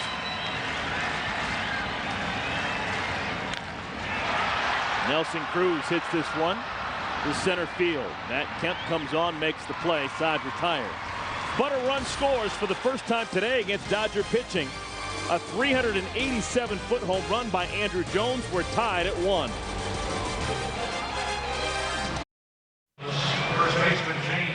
Top of the 7th inning, Corey Wade has just given up a 2-out home run to Andrew Jones to tie this game at 1 apiece.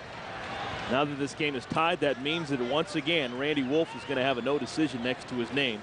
That's now 9 no decisions in 14 starts for the left-hander. Now, in my recollection, too, there's only been really one of those starts where he deserved a loss and ended up with the no decision. He's been far outweighed by games like this where he deserves a win, and somehow it slips away, and he gets the no decision. New pitcher now here in the 7th inning, 3rd pitcher of the night. Jason Grilli comes on for the 2nd consecutive day.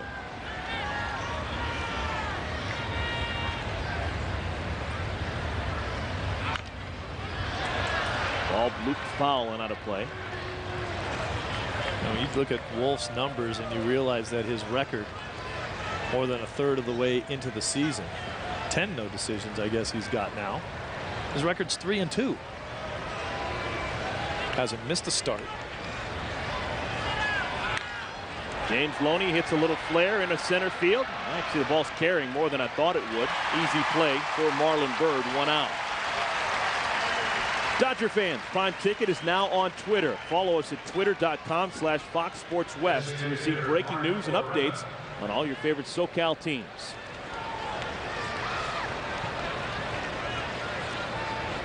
My buddy Steve Lyons has been tweeting for a while now. Yes, you can follow me at Steve Lyons 2 on Twitter. Mark Loretta the batter, and Mark takes inside and low, ball 1. You know, a lot of Dodger fans look at Grilli out there and they say, oh, there's a familiar face. Well, that's because he used to be with the Colorado Rockies. They put him on waivers the other day. Texas Rangers scooped him right up. That's his 3rd appearance now tonight for the Rangers. Been around the block a time or 2. Former college player at Seton Hall.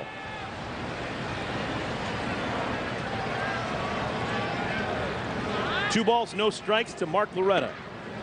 He's now 3-0.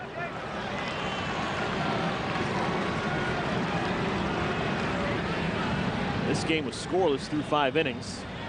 But then again, the lights were out. One of the banks of lights on the first base side was out. Maybe that was a factor. That's right. Since the lights have been back on, both teams have been able to score in each of the half innings. We might see a laugher for the rest of this game. You never know. Maybe that was the problem last night when the Dodgers were shut out. Whenever they were batting, they were turning off the lights, so we didn't know it. You might notice that bank of 200 lights up there off. Pitch misses. That's a 5-pitch walk to Mark Loretta. Catcher Russell Martin. So Loretta on at first base, and Russell Martin will bat.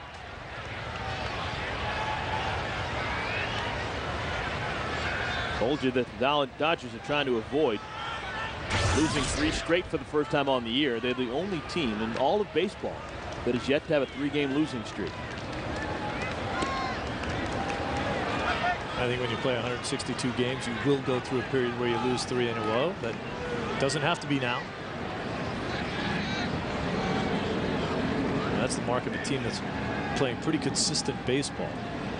If you can go this deep into a season and not hit a 3-game skid.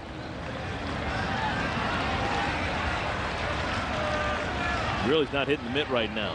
2 balls, no strikes. Let's see if Joe Torre's got something on.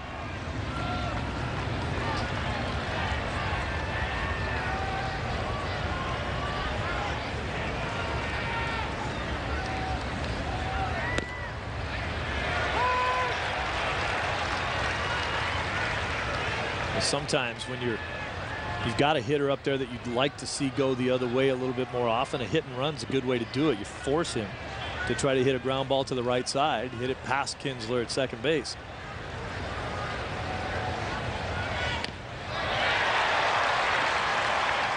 Two balls and 2 strikes. Just a big swing from Russell Martin. Watch him pull that front shoulder out a little bit. Watch everything leave. Big swing. His waist, his belt buckle's almost pointed into the dugout there. Just yanking that left shoulder out and pulling off the ball.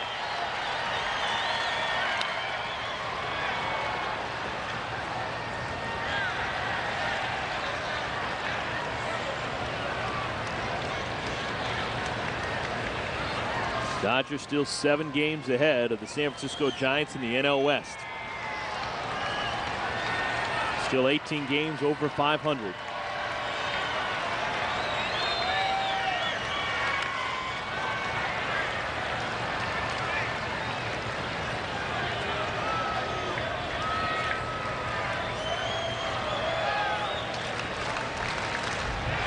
Tomorrow we'll see Chad Billingsley get the ball. Billingsley 8-3, an ERA of 2.73. He's been fantastic for the most part. He'll match up against Derek Holland.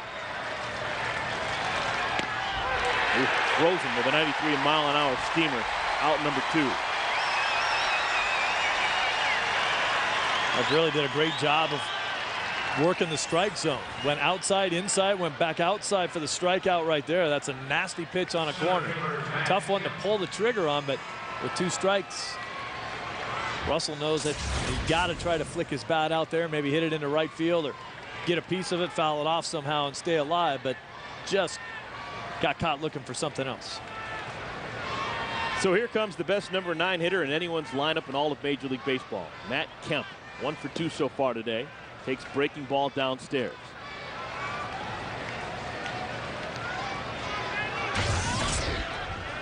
First time all season, Matt Kemp hitting in the number 9 hole.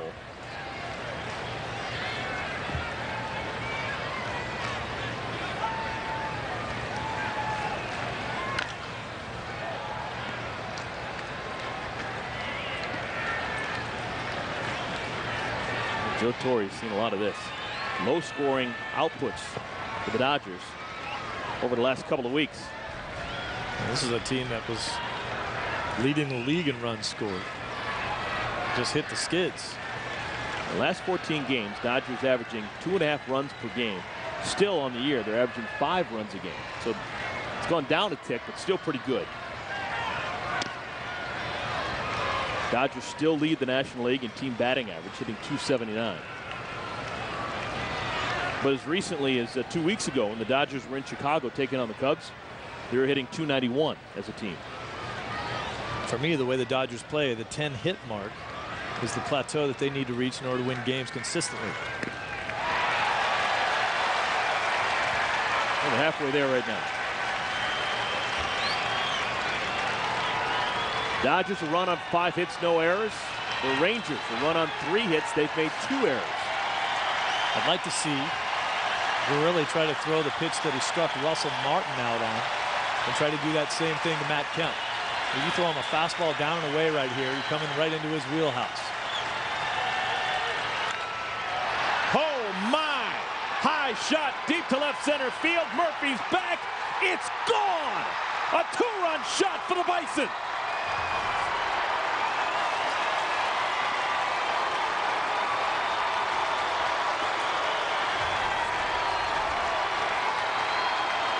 Well, I guess everybody at home wanted to see it too. Don't try to throw him that same pitch that you threw Russell Martin to strike him out with. This is a guy that can handle a ball down, out, and away from him. That ball was up in the zone a little bit and right out over the middle. and that is the happy house for Matt Kemp, and he just has massive power. Hit it over everybody in the bullpen. It was a no-doubter. Just a nice, easy drop the head of the bat on a ball like that. But if it's out away from Matt Kemp, that's where he can get extended. You know, I was a hitter that loved to pull the ball. I didn't want the ball away from me. I wanted to get out in front of it. Loves that ball out over so he can extend those arms, drop the bat head through the zone, and just crush. Home run number 8 on the season for Kemp. He now has 35 runs batted in. And the Dodgers up by 2.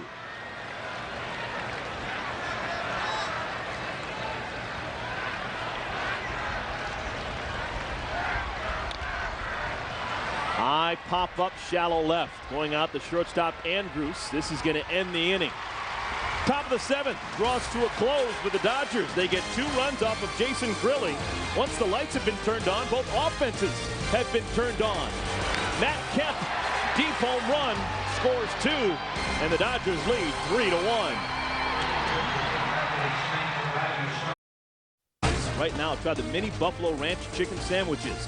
3 mini home-style chicken fillets on toasted mini buns. And by Southwest Airlines. Southwest Airlines is ready when you are. Go to southwest.com. Grab your bag. It's on.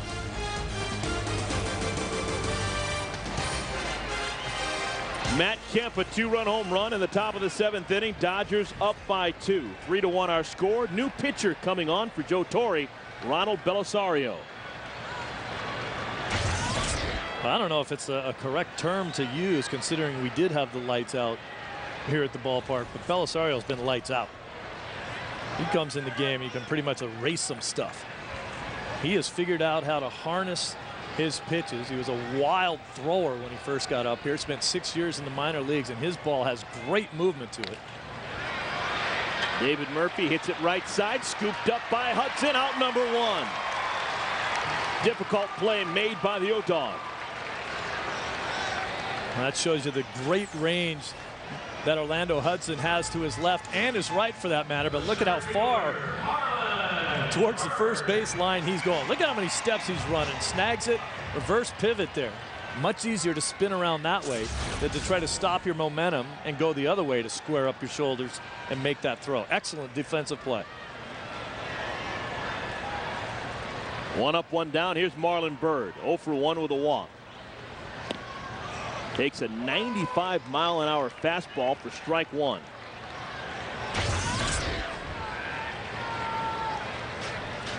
Belisario continues to impress. Well, Belisario's thrown 36 innings. He's only given up 26 hits. Strikes out twice as many guys as he walks. That's a ratio that you like to see, and a lot of those walks came early in his years. In his year in the big leagues this year with the Dodgers. They love the movement, and they love the fact that he's figured out how to, you know, throw strikes. You watch Russell Martin sit up back there. He'll pretty much sit up right down the middle and let the ball go to what side of the plate he's trying to go for. Oh, and the blue glove is magical. One hopper back to the box. Belisario fields and throws him out. The first baseman, Chris. 2 good defensive plays made by the Dodgers here in the 7th.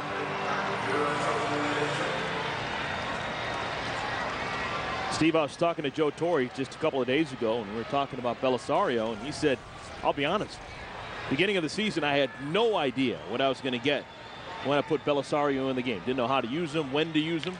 Didn't really have much trust in him at all. But now he believes in him full bore. Well, and that's because he's proved that he knows what he's doing out there. And I think it's been a learning process for him, too. And this is, you know, this is a guy that's a 6-year minor league free agent, came to the Dodgers, and nobody really thought or gave him much of a chance to make the team when he was in spring training. No one knew who he was. And then you start seeing the electric stuff. And as I said earlier, he had a little bit of trouble trying to figure out how to keep it in the strike zone. And once he figured that out, he's been great. It's more of a running fastball than a sinking fastball. It'll just tail hard. It's like hitting a, ooh. That ball rides up the arm of Orlando Hudson. It's going to allow Chris Davis to reach first base safely with 2 outs. A lot of times you swing at his pitches, it's like hitting a bowling ball. This one just kind of came up and bit Orlando right on the wrist. You know, you see a bad hop. I don't think that was really a bad hop. I think Orlando might have just lost a little bit of concentration, took his eye off the ball a little bit, hit him off the heel of the glove.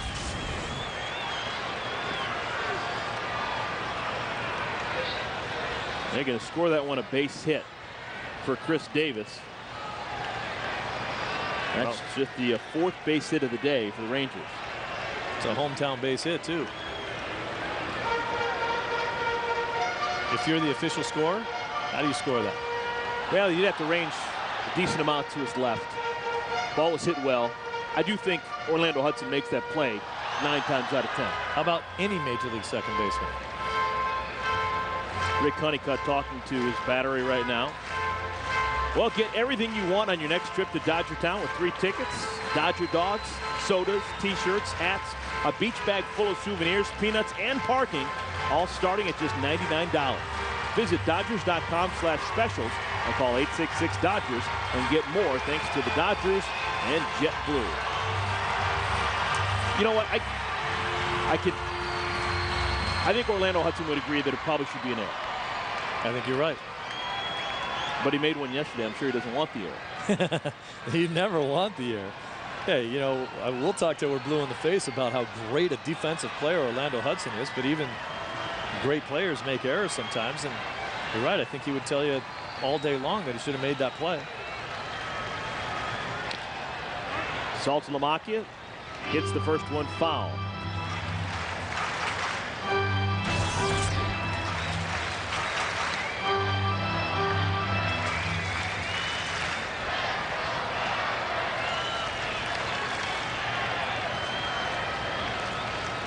Saltalamacchia got a base hit his last time up. He's been in a bad slump. 12 for 62 coming into this ball game. Hard hit ball in this one. No chance for Orlando to make the play on. It's going to allow Davis to go all the way to third. Runners on at the corner.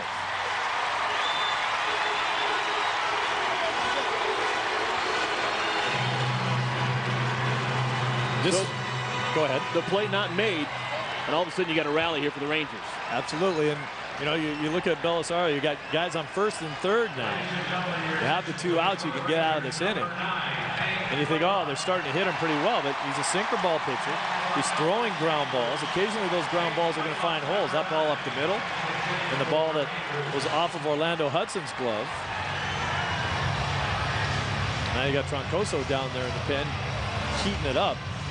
But Belisario's not in any trouble at all. He's doing what he does, throws ground balls. Sometimes they find a hole.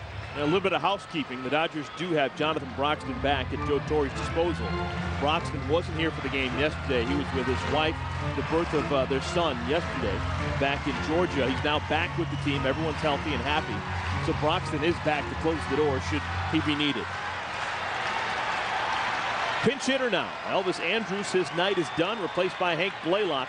Blaylock homering in yesterday's game.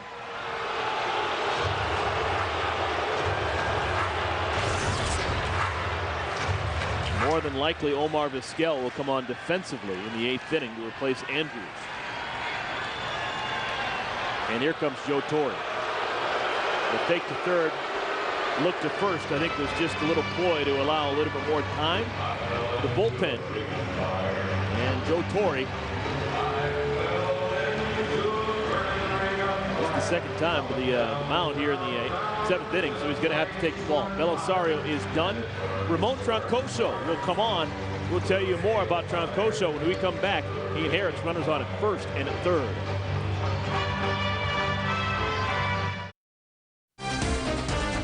Dodgers baseball is brought to you by 76, where Ford Phillips scores you 2 free Dodger tickets. Complete rules available at participating 76 stations. And a little bit of cat and mouse going on right here at Rangers Ballpark in Arlington. With 2 outs, Dodgers a 2-run lead. But runners on at the corners, and Joe Torre decides that he likes his odds better with Ramon Troncoso replacing Ronald Belisario. Well, there's a couple reasons for that possibly, because a lot of people would say, well, what's the difference? I mean, Belisario, Troncoso, they're both sinker ball pitchers. But as I talked about before, Belisario's ball is more of a fading fastball. It's a tailing fastball. Troncoso's more of a true sinker. The last thing that the Dodgers need in this situation is to let Blaylock lift the ball.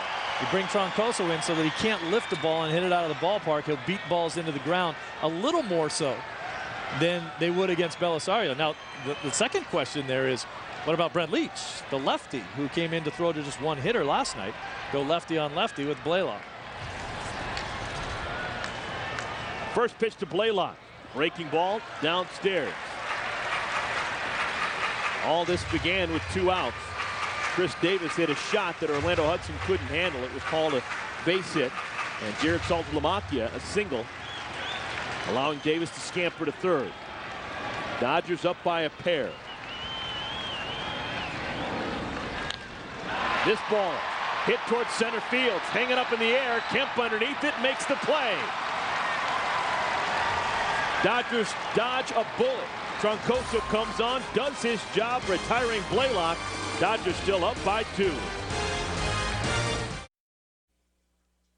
It's time to bring you up to speed with the AT&T Rapid Rewind.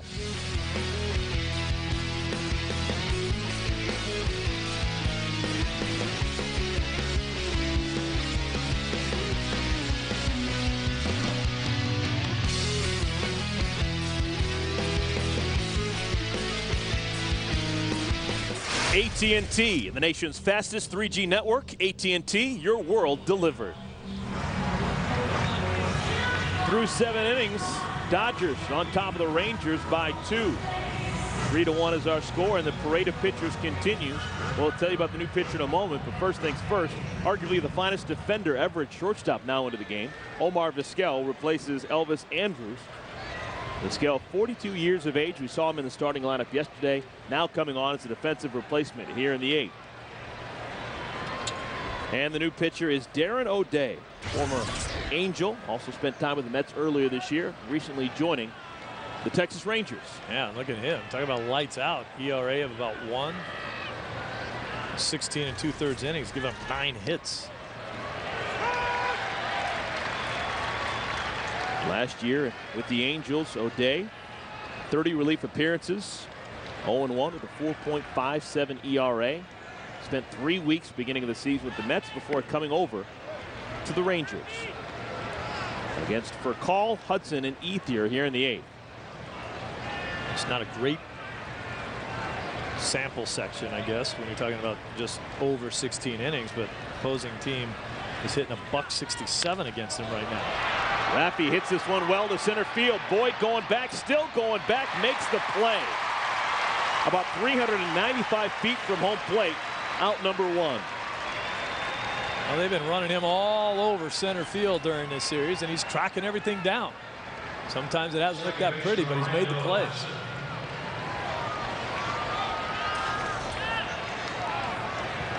Well, maybe that time Marlon Byrd got himself a good jump. No? Yeah, it looks like a pretty good jump. Yep. A couple balls that he's had to come in on have been a little tougher, but he's always been able to make the reaction and get in and make the play. Nothing's dropped in front of him.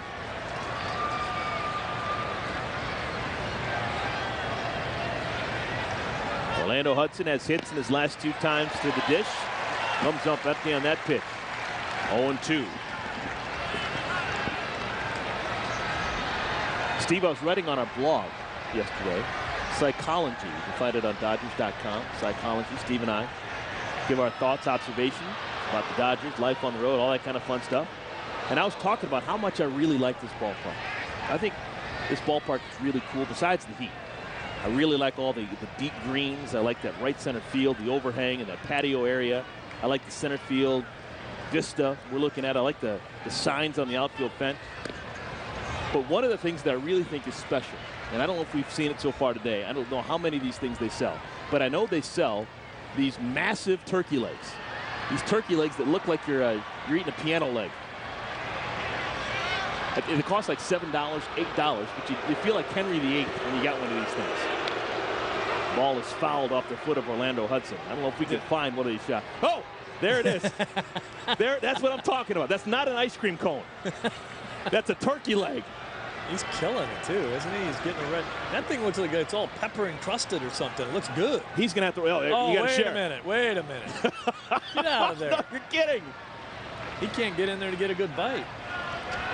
Oh, man. It's making me hungry. Wow. Whoa.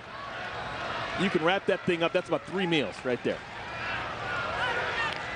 Did he look a little bit like Henry VIII? Yeah, yes, he did. You could be 8 years old, but you still look like Henry VIII when you're eating that thing. That's like a double fister. You need 2 hands to hang on. What do they do with the rest of the bird? Do they make turkey sandwiches for people, or do they just I think sell they just the legs? they get rid of it.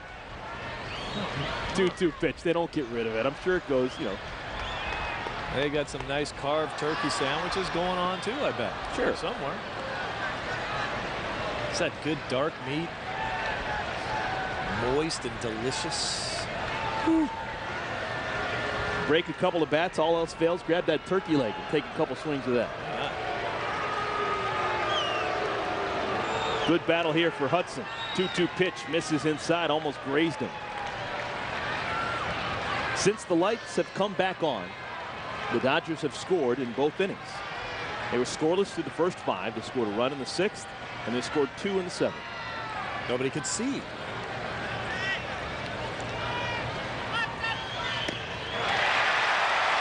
O'Day gets the strikeout. Oh, he pulled the string on him a little bit. It's not nearly as tough to pick up the ball if you're a left-handed hitter.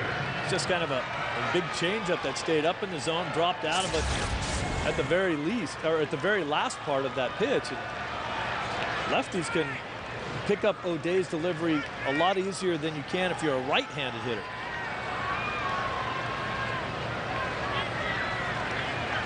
Ethier takes a strike.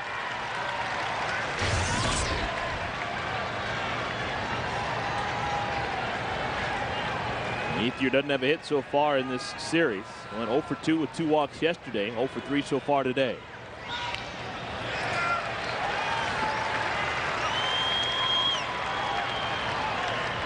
This game is speeding along. 5 innings played, all zeros on the scoreboard. Then we had that hour and 41-minute delay because of lights failing to turn on the first base side.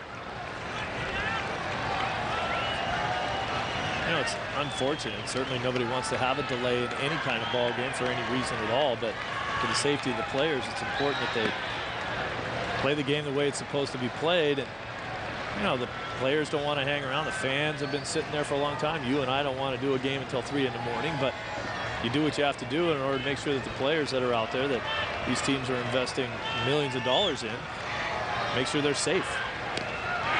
A little half-hearted swing, and O'Day has back-to-back strikeouts. A 1-2-3 inning for Darren O'Day. Bottom of the 8th is next. It'll be Kinsler, Young, and Jones when we come back.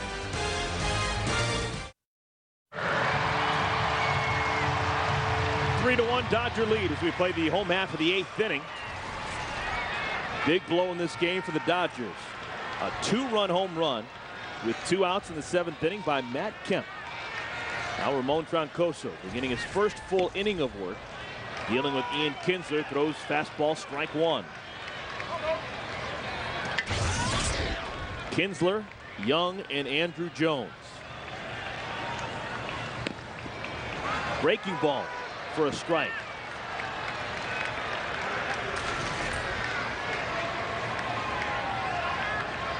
Dodgers have won just 1 time so far this year in interleague play. On the ground. It's going to be a tough play for Raffy.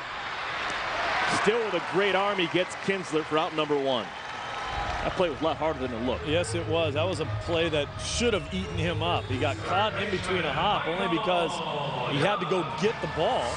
He couldn't really pick out a hop. Right here, that was going to eat you up. And he just, because he's so good, he was able to get his glove in the area where the ball was going. And then, of course, as you talked about, he's got the gun. After he makes a play, he's going to throw you out. The toughest part of that play was actually catching the ball. So 1 up and 1 down, and Michael Young will bat. Michael Young has flied out to right field in each of his first 3 at-bats.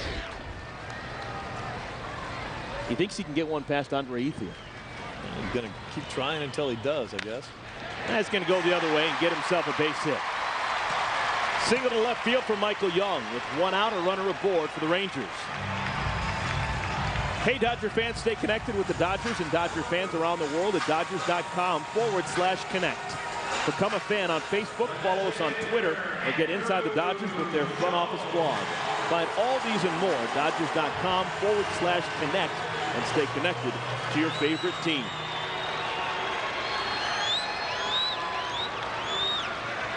Here comes that man, Andruw Jones. Solo home run back in the 6th inning. That tied the game at 1. Breaking ball, a good one. Strike 1.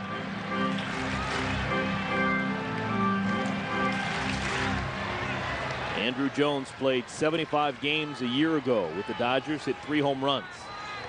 He's played 8 innings against the Dodgers this year, and he's got 1 home run. Nice block right there by Russell Martin. Tough pitch, hard sinking fastball in the dirt. They ask the catcher all the time, just sacrifice your body, get down in front of it, make sure it doesn't get by you. At this point in the game, 3-1 this late, Dodgers can't afford to let Young get down to second base. They got to keep the double play in order.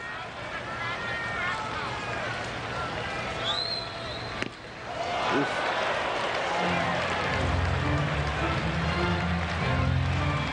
Ball and 2 strikes.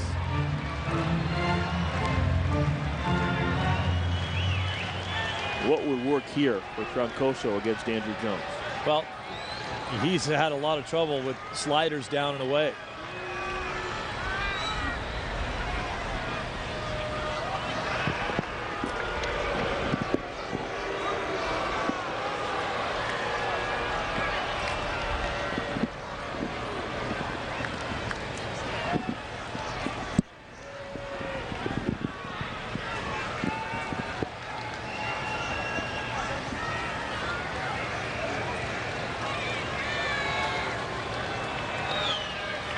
Young, a modest lead to first, not going anywhere. Breaking ball inside, just barely. 2-2.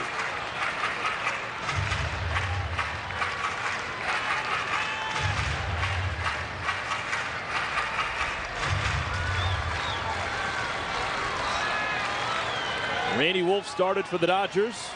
Corey Wade came on, pitched an inning. Belisario 2/3 of an inning, and now Troncoso tried to get him to chase. Wouldn't do it. Counts full, 3-2. You come into Andruw Jones now. I think you go back to your bread and butter here. You throw him the sinker and hope that he bounces 1 to 3rd or short. You know, it's the same story here. Troncoso is a guy who's supposed to throw ground balls. You throw that heavy sinker, get him to hit the top half of the ball, and hope that you either your third baseman or shortstop standing in the way of it. Let's see if they have the confidence to allow Michael Young to run. Not going. On the ground to third, just what the doctor ordered. The second for 1, and Hudson can't get it out of his glove. Dodgers are going to have to settle for just 1 out. Well, that was a very slow developing play. It was kind of a bit bouncer down to third. Casey Blake had to back up to get a good hop. The throw over to Hudson. Now, watch the second bounce. He's got to back up to make that play. Hudson's going to have to hurry now, and he knows it because of Andruw Jones's speed. And so he just mishandles the play a little bit. Not sure if you turn this double play over, even if you do make the transfer. Jones could still get down the line pretty good. So a dangerous man grabs a bat. Nelson Cruz, he of the 17 home runs.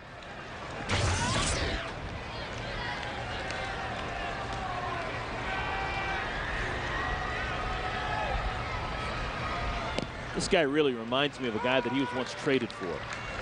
He was originally property of the Milwaukee Brewers and was sent for the Brew Crew down here in exchange for Carlos Lee. Yeah. He's hitting like Lee now, too. I mean, we haven't seen it so far in this series. Pitch misses down in the dirt, and Andruw Jones was not paid attention to. He moves into scoring position. A little bit of a mental lapse right there by Troncoso. You got to pay attention to a guy that can run. Look at the jump. He's already gone. And Jones can still run a little bit. But the reason why Troncoso's paying a little less attention is because he's got 2 outs. He wants to work on the hitter and get Cruz out. But A single now scores a run.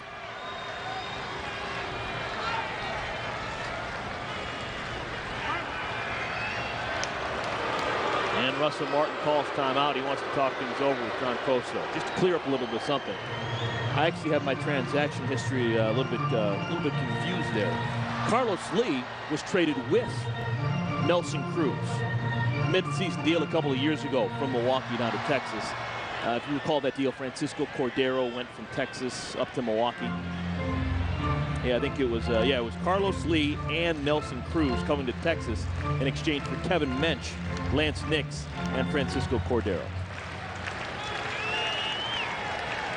That's 2 big bats. Yeah, that's a pretty good trade. Of course, at that time, Cruz wasn't hitting the ball out of the park. His career high in home runs, I believe, was 9. Before this season, already he's got 17.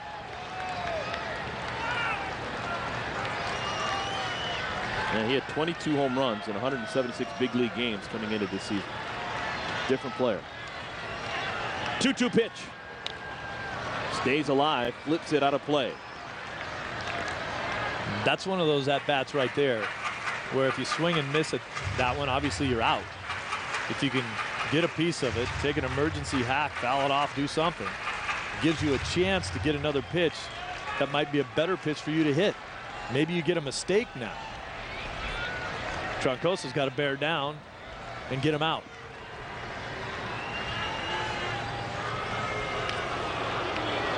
From what I've seen out of Ramon so far tonight is that he does not have his good slider to go with that sinker. So he's got to pretty much stay with the sinker. He hung a couple sliders to Jones.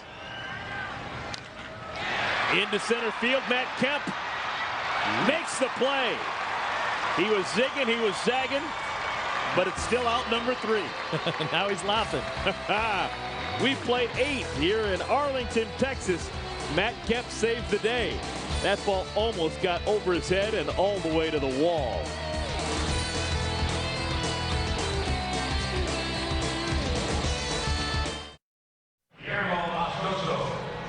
Top of the 9th inning, Dodgers up by 2. They'd love some insurance against the Texas Rangers. They have the good bats.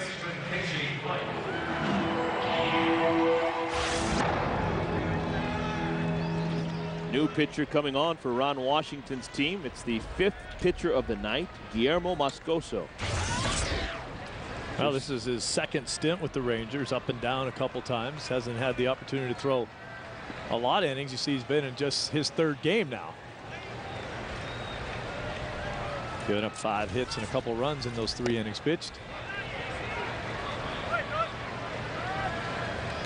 Now the 2 pitchers now in the game for either side, Ramon Troncoso and Guillermo Moscoso. I didn't think there would ever be another pitcher whose last name rhymed with Troncoso. Me either. My wheels were spinning to try to think of something else that rhymed with that. I just couldn't come up with anything.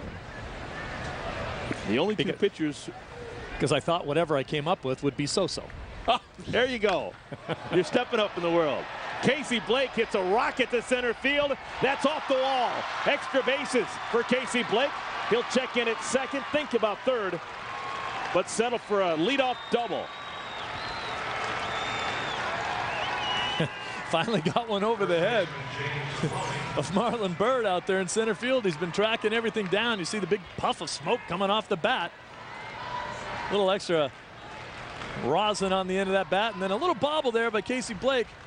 He was hustling all the way into second base. He hit that ball so hard it was a bullet off the center field wall. He didn't have a chance to get all the way to 3rd. Bird needs to put his track shoes on out there. It's big center field he's being asked to play. He does a huge outfield here in Texas, and the ball jumps pretty well. We've talked about that a lot. Look at him. He looks like a lonely man out in a meadow.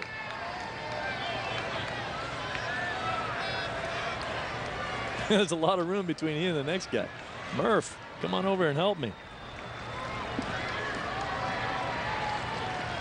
James Loney, the batter.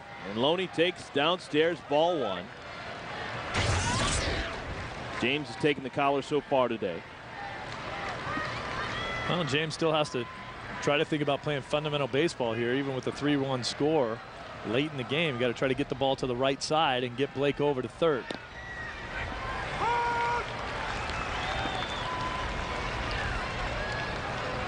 The big fella getting loose in the bullpen as we speak. Jonathan Broxton. You'd imagine if everything holds the same, he'll come on for the bottom of the ninth. The new Papa.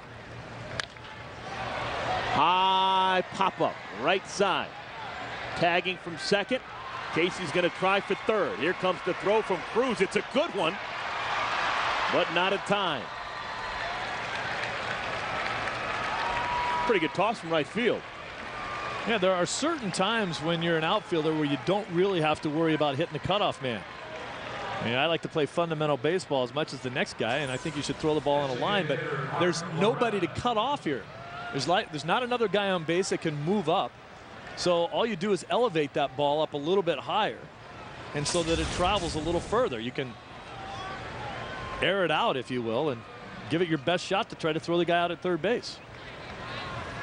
So with one out, runner on at third and a 2-run lead for the Dodgers, the Rangers have to play the infield in all the way around. Moscoso's pitch sails inside to Mark Loretta. Earlier in the game in this situation, Orlando Hudson was on third base. He did not try to attempt to score on a ground ball to Kinsler that he had to dive for. We'll see if they're playing that same situation, make the ball be through the infield, or will they be going on contact this time?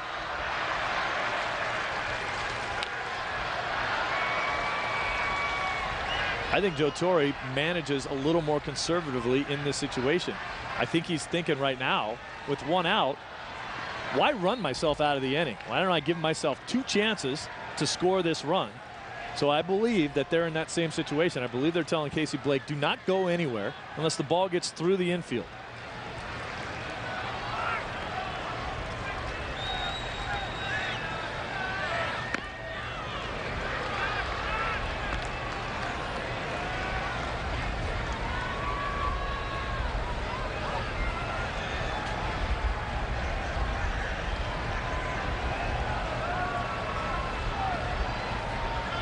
Two balls and a strike to Loretta. Guillermo Moscoso. Right back to the bump. No chance at all for Casey to go anywhere. It's out number 2.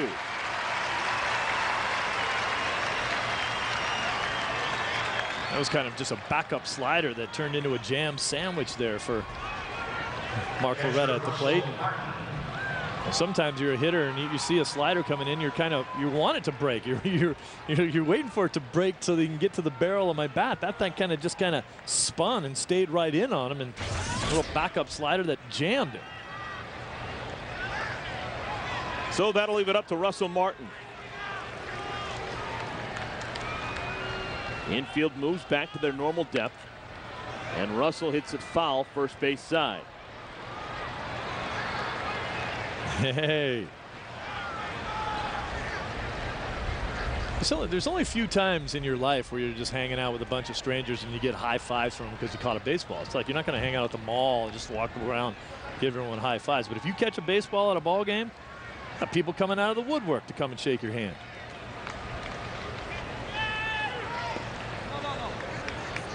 Ball and a strike.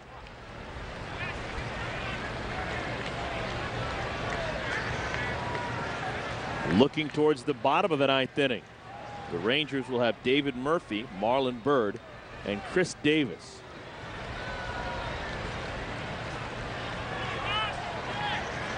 Dodgers will have at least a 2-run lead. They'd like to have a 3-run lead. Casey Blake on at third with 2 outs.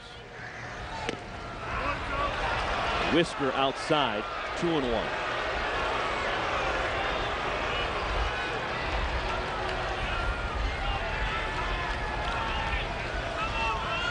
Moscoso was acquired from Detroit in a trade that involved Gerald Laird, last year's starting catcher for the Rangers, going to Motown. Trade was made during the offseason.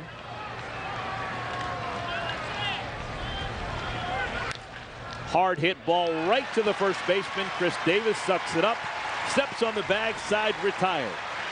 Leadoff double by Casey Blake. Doesn't net a run for the Dodgers. Here comes Jonathan Broxton to try and close out the Rangers.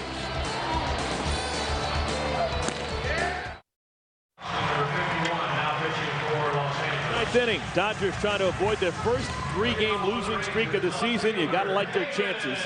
Dodgers lead the Rangers by a tooth, and they need just 3 more outs. They're going to bring in Jonathan Broxton. Well, at the very least, you think there's a little adrenaline flow going on for Jonathan Broxton, a new father. Named his son Jonathan Brooke Broxton, not a junior. Spent time in Georgia with his wife. He's there for the birth, and now he's back at work. Broxton has been fantastic over the last month. Since blowing a save opportunity in Philadelphia May 14th, he's converted 6 straight save opportunities and posted an ERA of 1.38 in those 12 appearances. Leads all Major League relievers with 49 strikeouts in 30 innings of work. He has just been absolutely dominant, grown into that closer's role the way the Dodgers had hoped. David Murphy leads things off, takes 97 miles per hour for strike 1.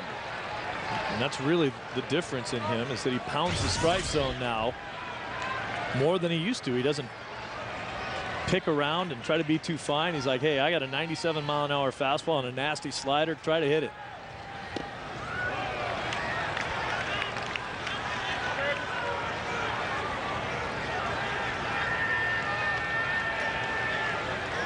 Opponents hitting exactly 100 against Jonathan Broxton.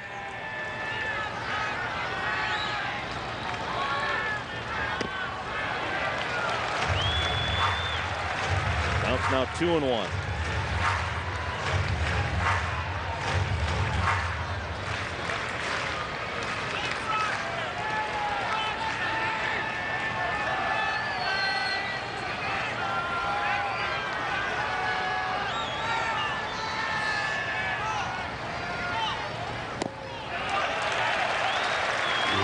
Steve, after that first strike, he's thrown 3 straight pitches that have missed the mark. That's a tough pitch right there to lay off of, too. Pretty good fastball right around the knees. Taking that pitch, might be taking another one. That is a great hitter's count, but the Rangers have got to get some guys on base.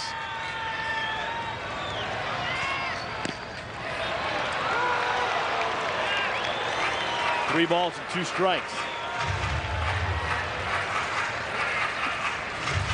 That looked to me like what Murphy was doing, and he's seen everything away. So if you're the hitter right now, if you're Murphy, you got to think fastball away, and I've got to try to hit it over the shortstop's head. Go with the pitch. Two-hopper, second baseman Hudson, out number 1. He did exactly what Broxton was hoping that he would do, is get out there and roll over the fastball instead.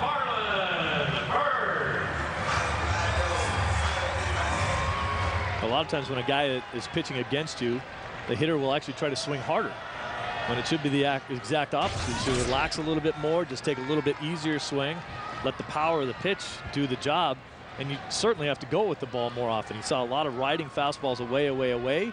You got to be thinking, go away. You can't get out there and try to pull Broxton in that situation. Marlon Byrd swings at the first pitch. Easy chance for Casey Blake.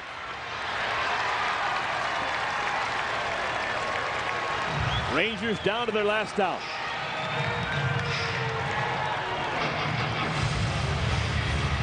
First baseman, Chris Davis. Last hope for the Rangers, Chris Davis. 1 for 3 on the day, a single his last time up. That against Ronald Belisario.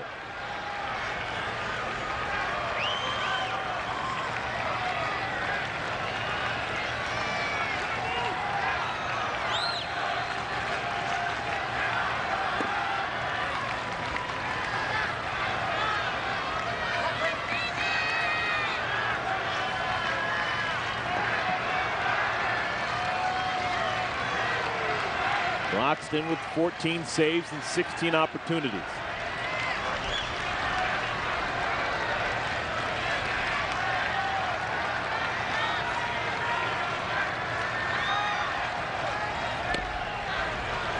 You think those 14 saves would be higher in the National League than 7. He's tied for 7th in the National League in saves. Well, he just hasn't had that many opportunities. 14 saves is a lot of saves. Well, yeah, in what, 16 opportunities? What, has he blown 2? I believe. Oof, good pitch. But around the rest of the league, other guys are getting more opportunities. That's why those 14 saves are 7. Remember, the Dodgers have been scoring a lot of runs. They've been winning games in situations where you don't need a save. Davis is a big home run threat. He's also an enormous strikeout threat. 1-2 pitch. There it is. Broxton saves the day. A 1-2-3 ninth inning. And the Dodgers avoid a 3-game losing streak. They still have not lost 3 in a row all season long. Well, that's a sign of a very consistent, excellent ball club where you just sail along through the season. You go through some great winning streaks. They've had good home stands. They've played better on the road. And you keep trying to win series. And now the Dodgers will have a chance to win that series in tomorrow's ball game. 3-1 win for the Dodgers. They are now 1-1 in this 3-game series against the Rangers. Rubber game tomorrow afternoon here at Rangers Ballpark in Arlington. We'll take a quick timeout. We'll be back in a moment here to Ballpark in Arlington. Dodgers baseball is brought to you by your Southern California Hyundai dealers. Always a home run with America's best warranty. And now Hyundai Assurance.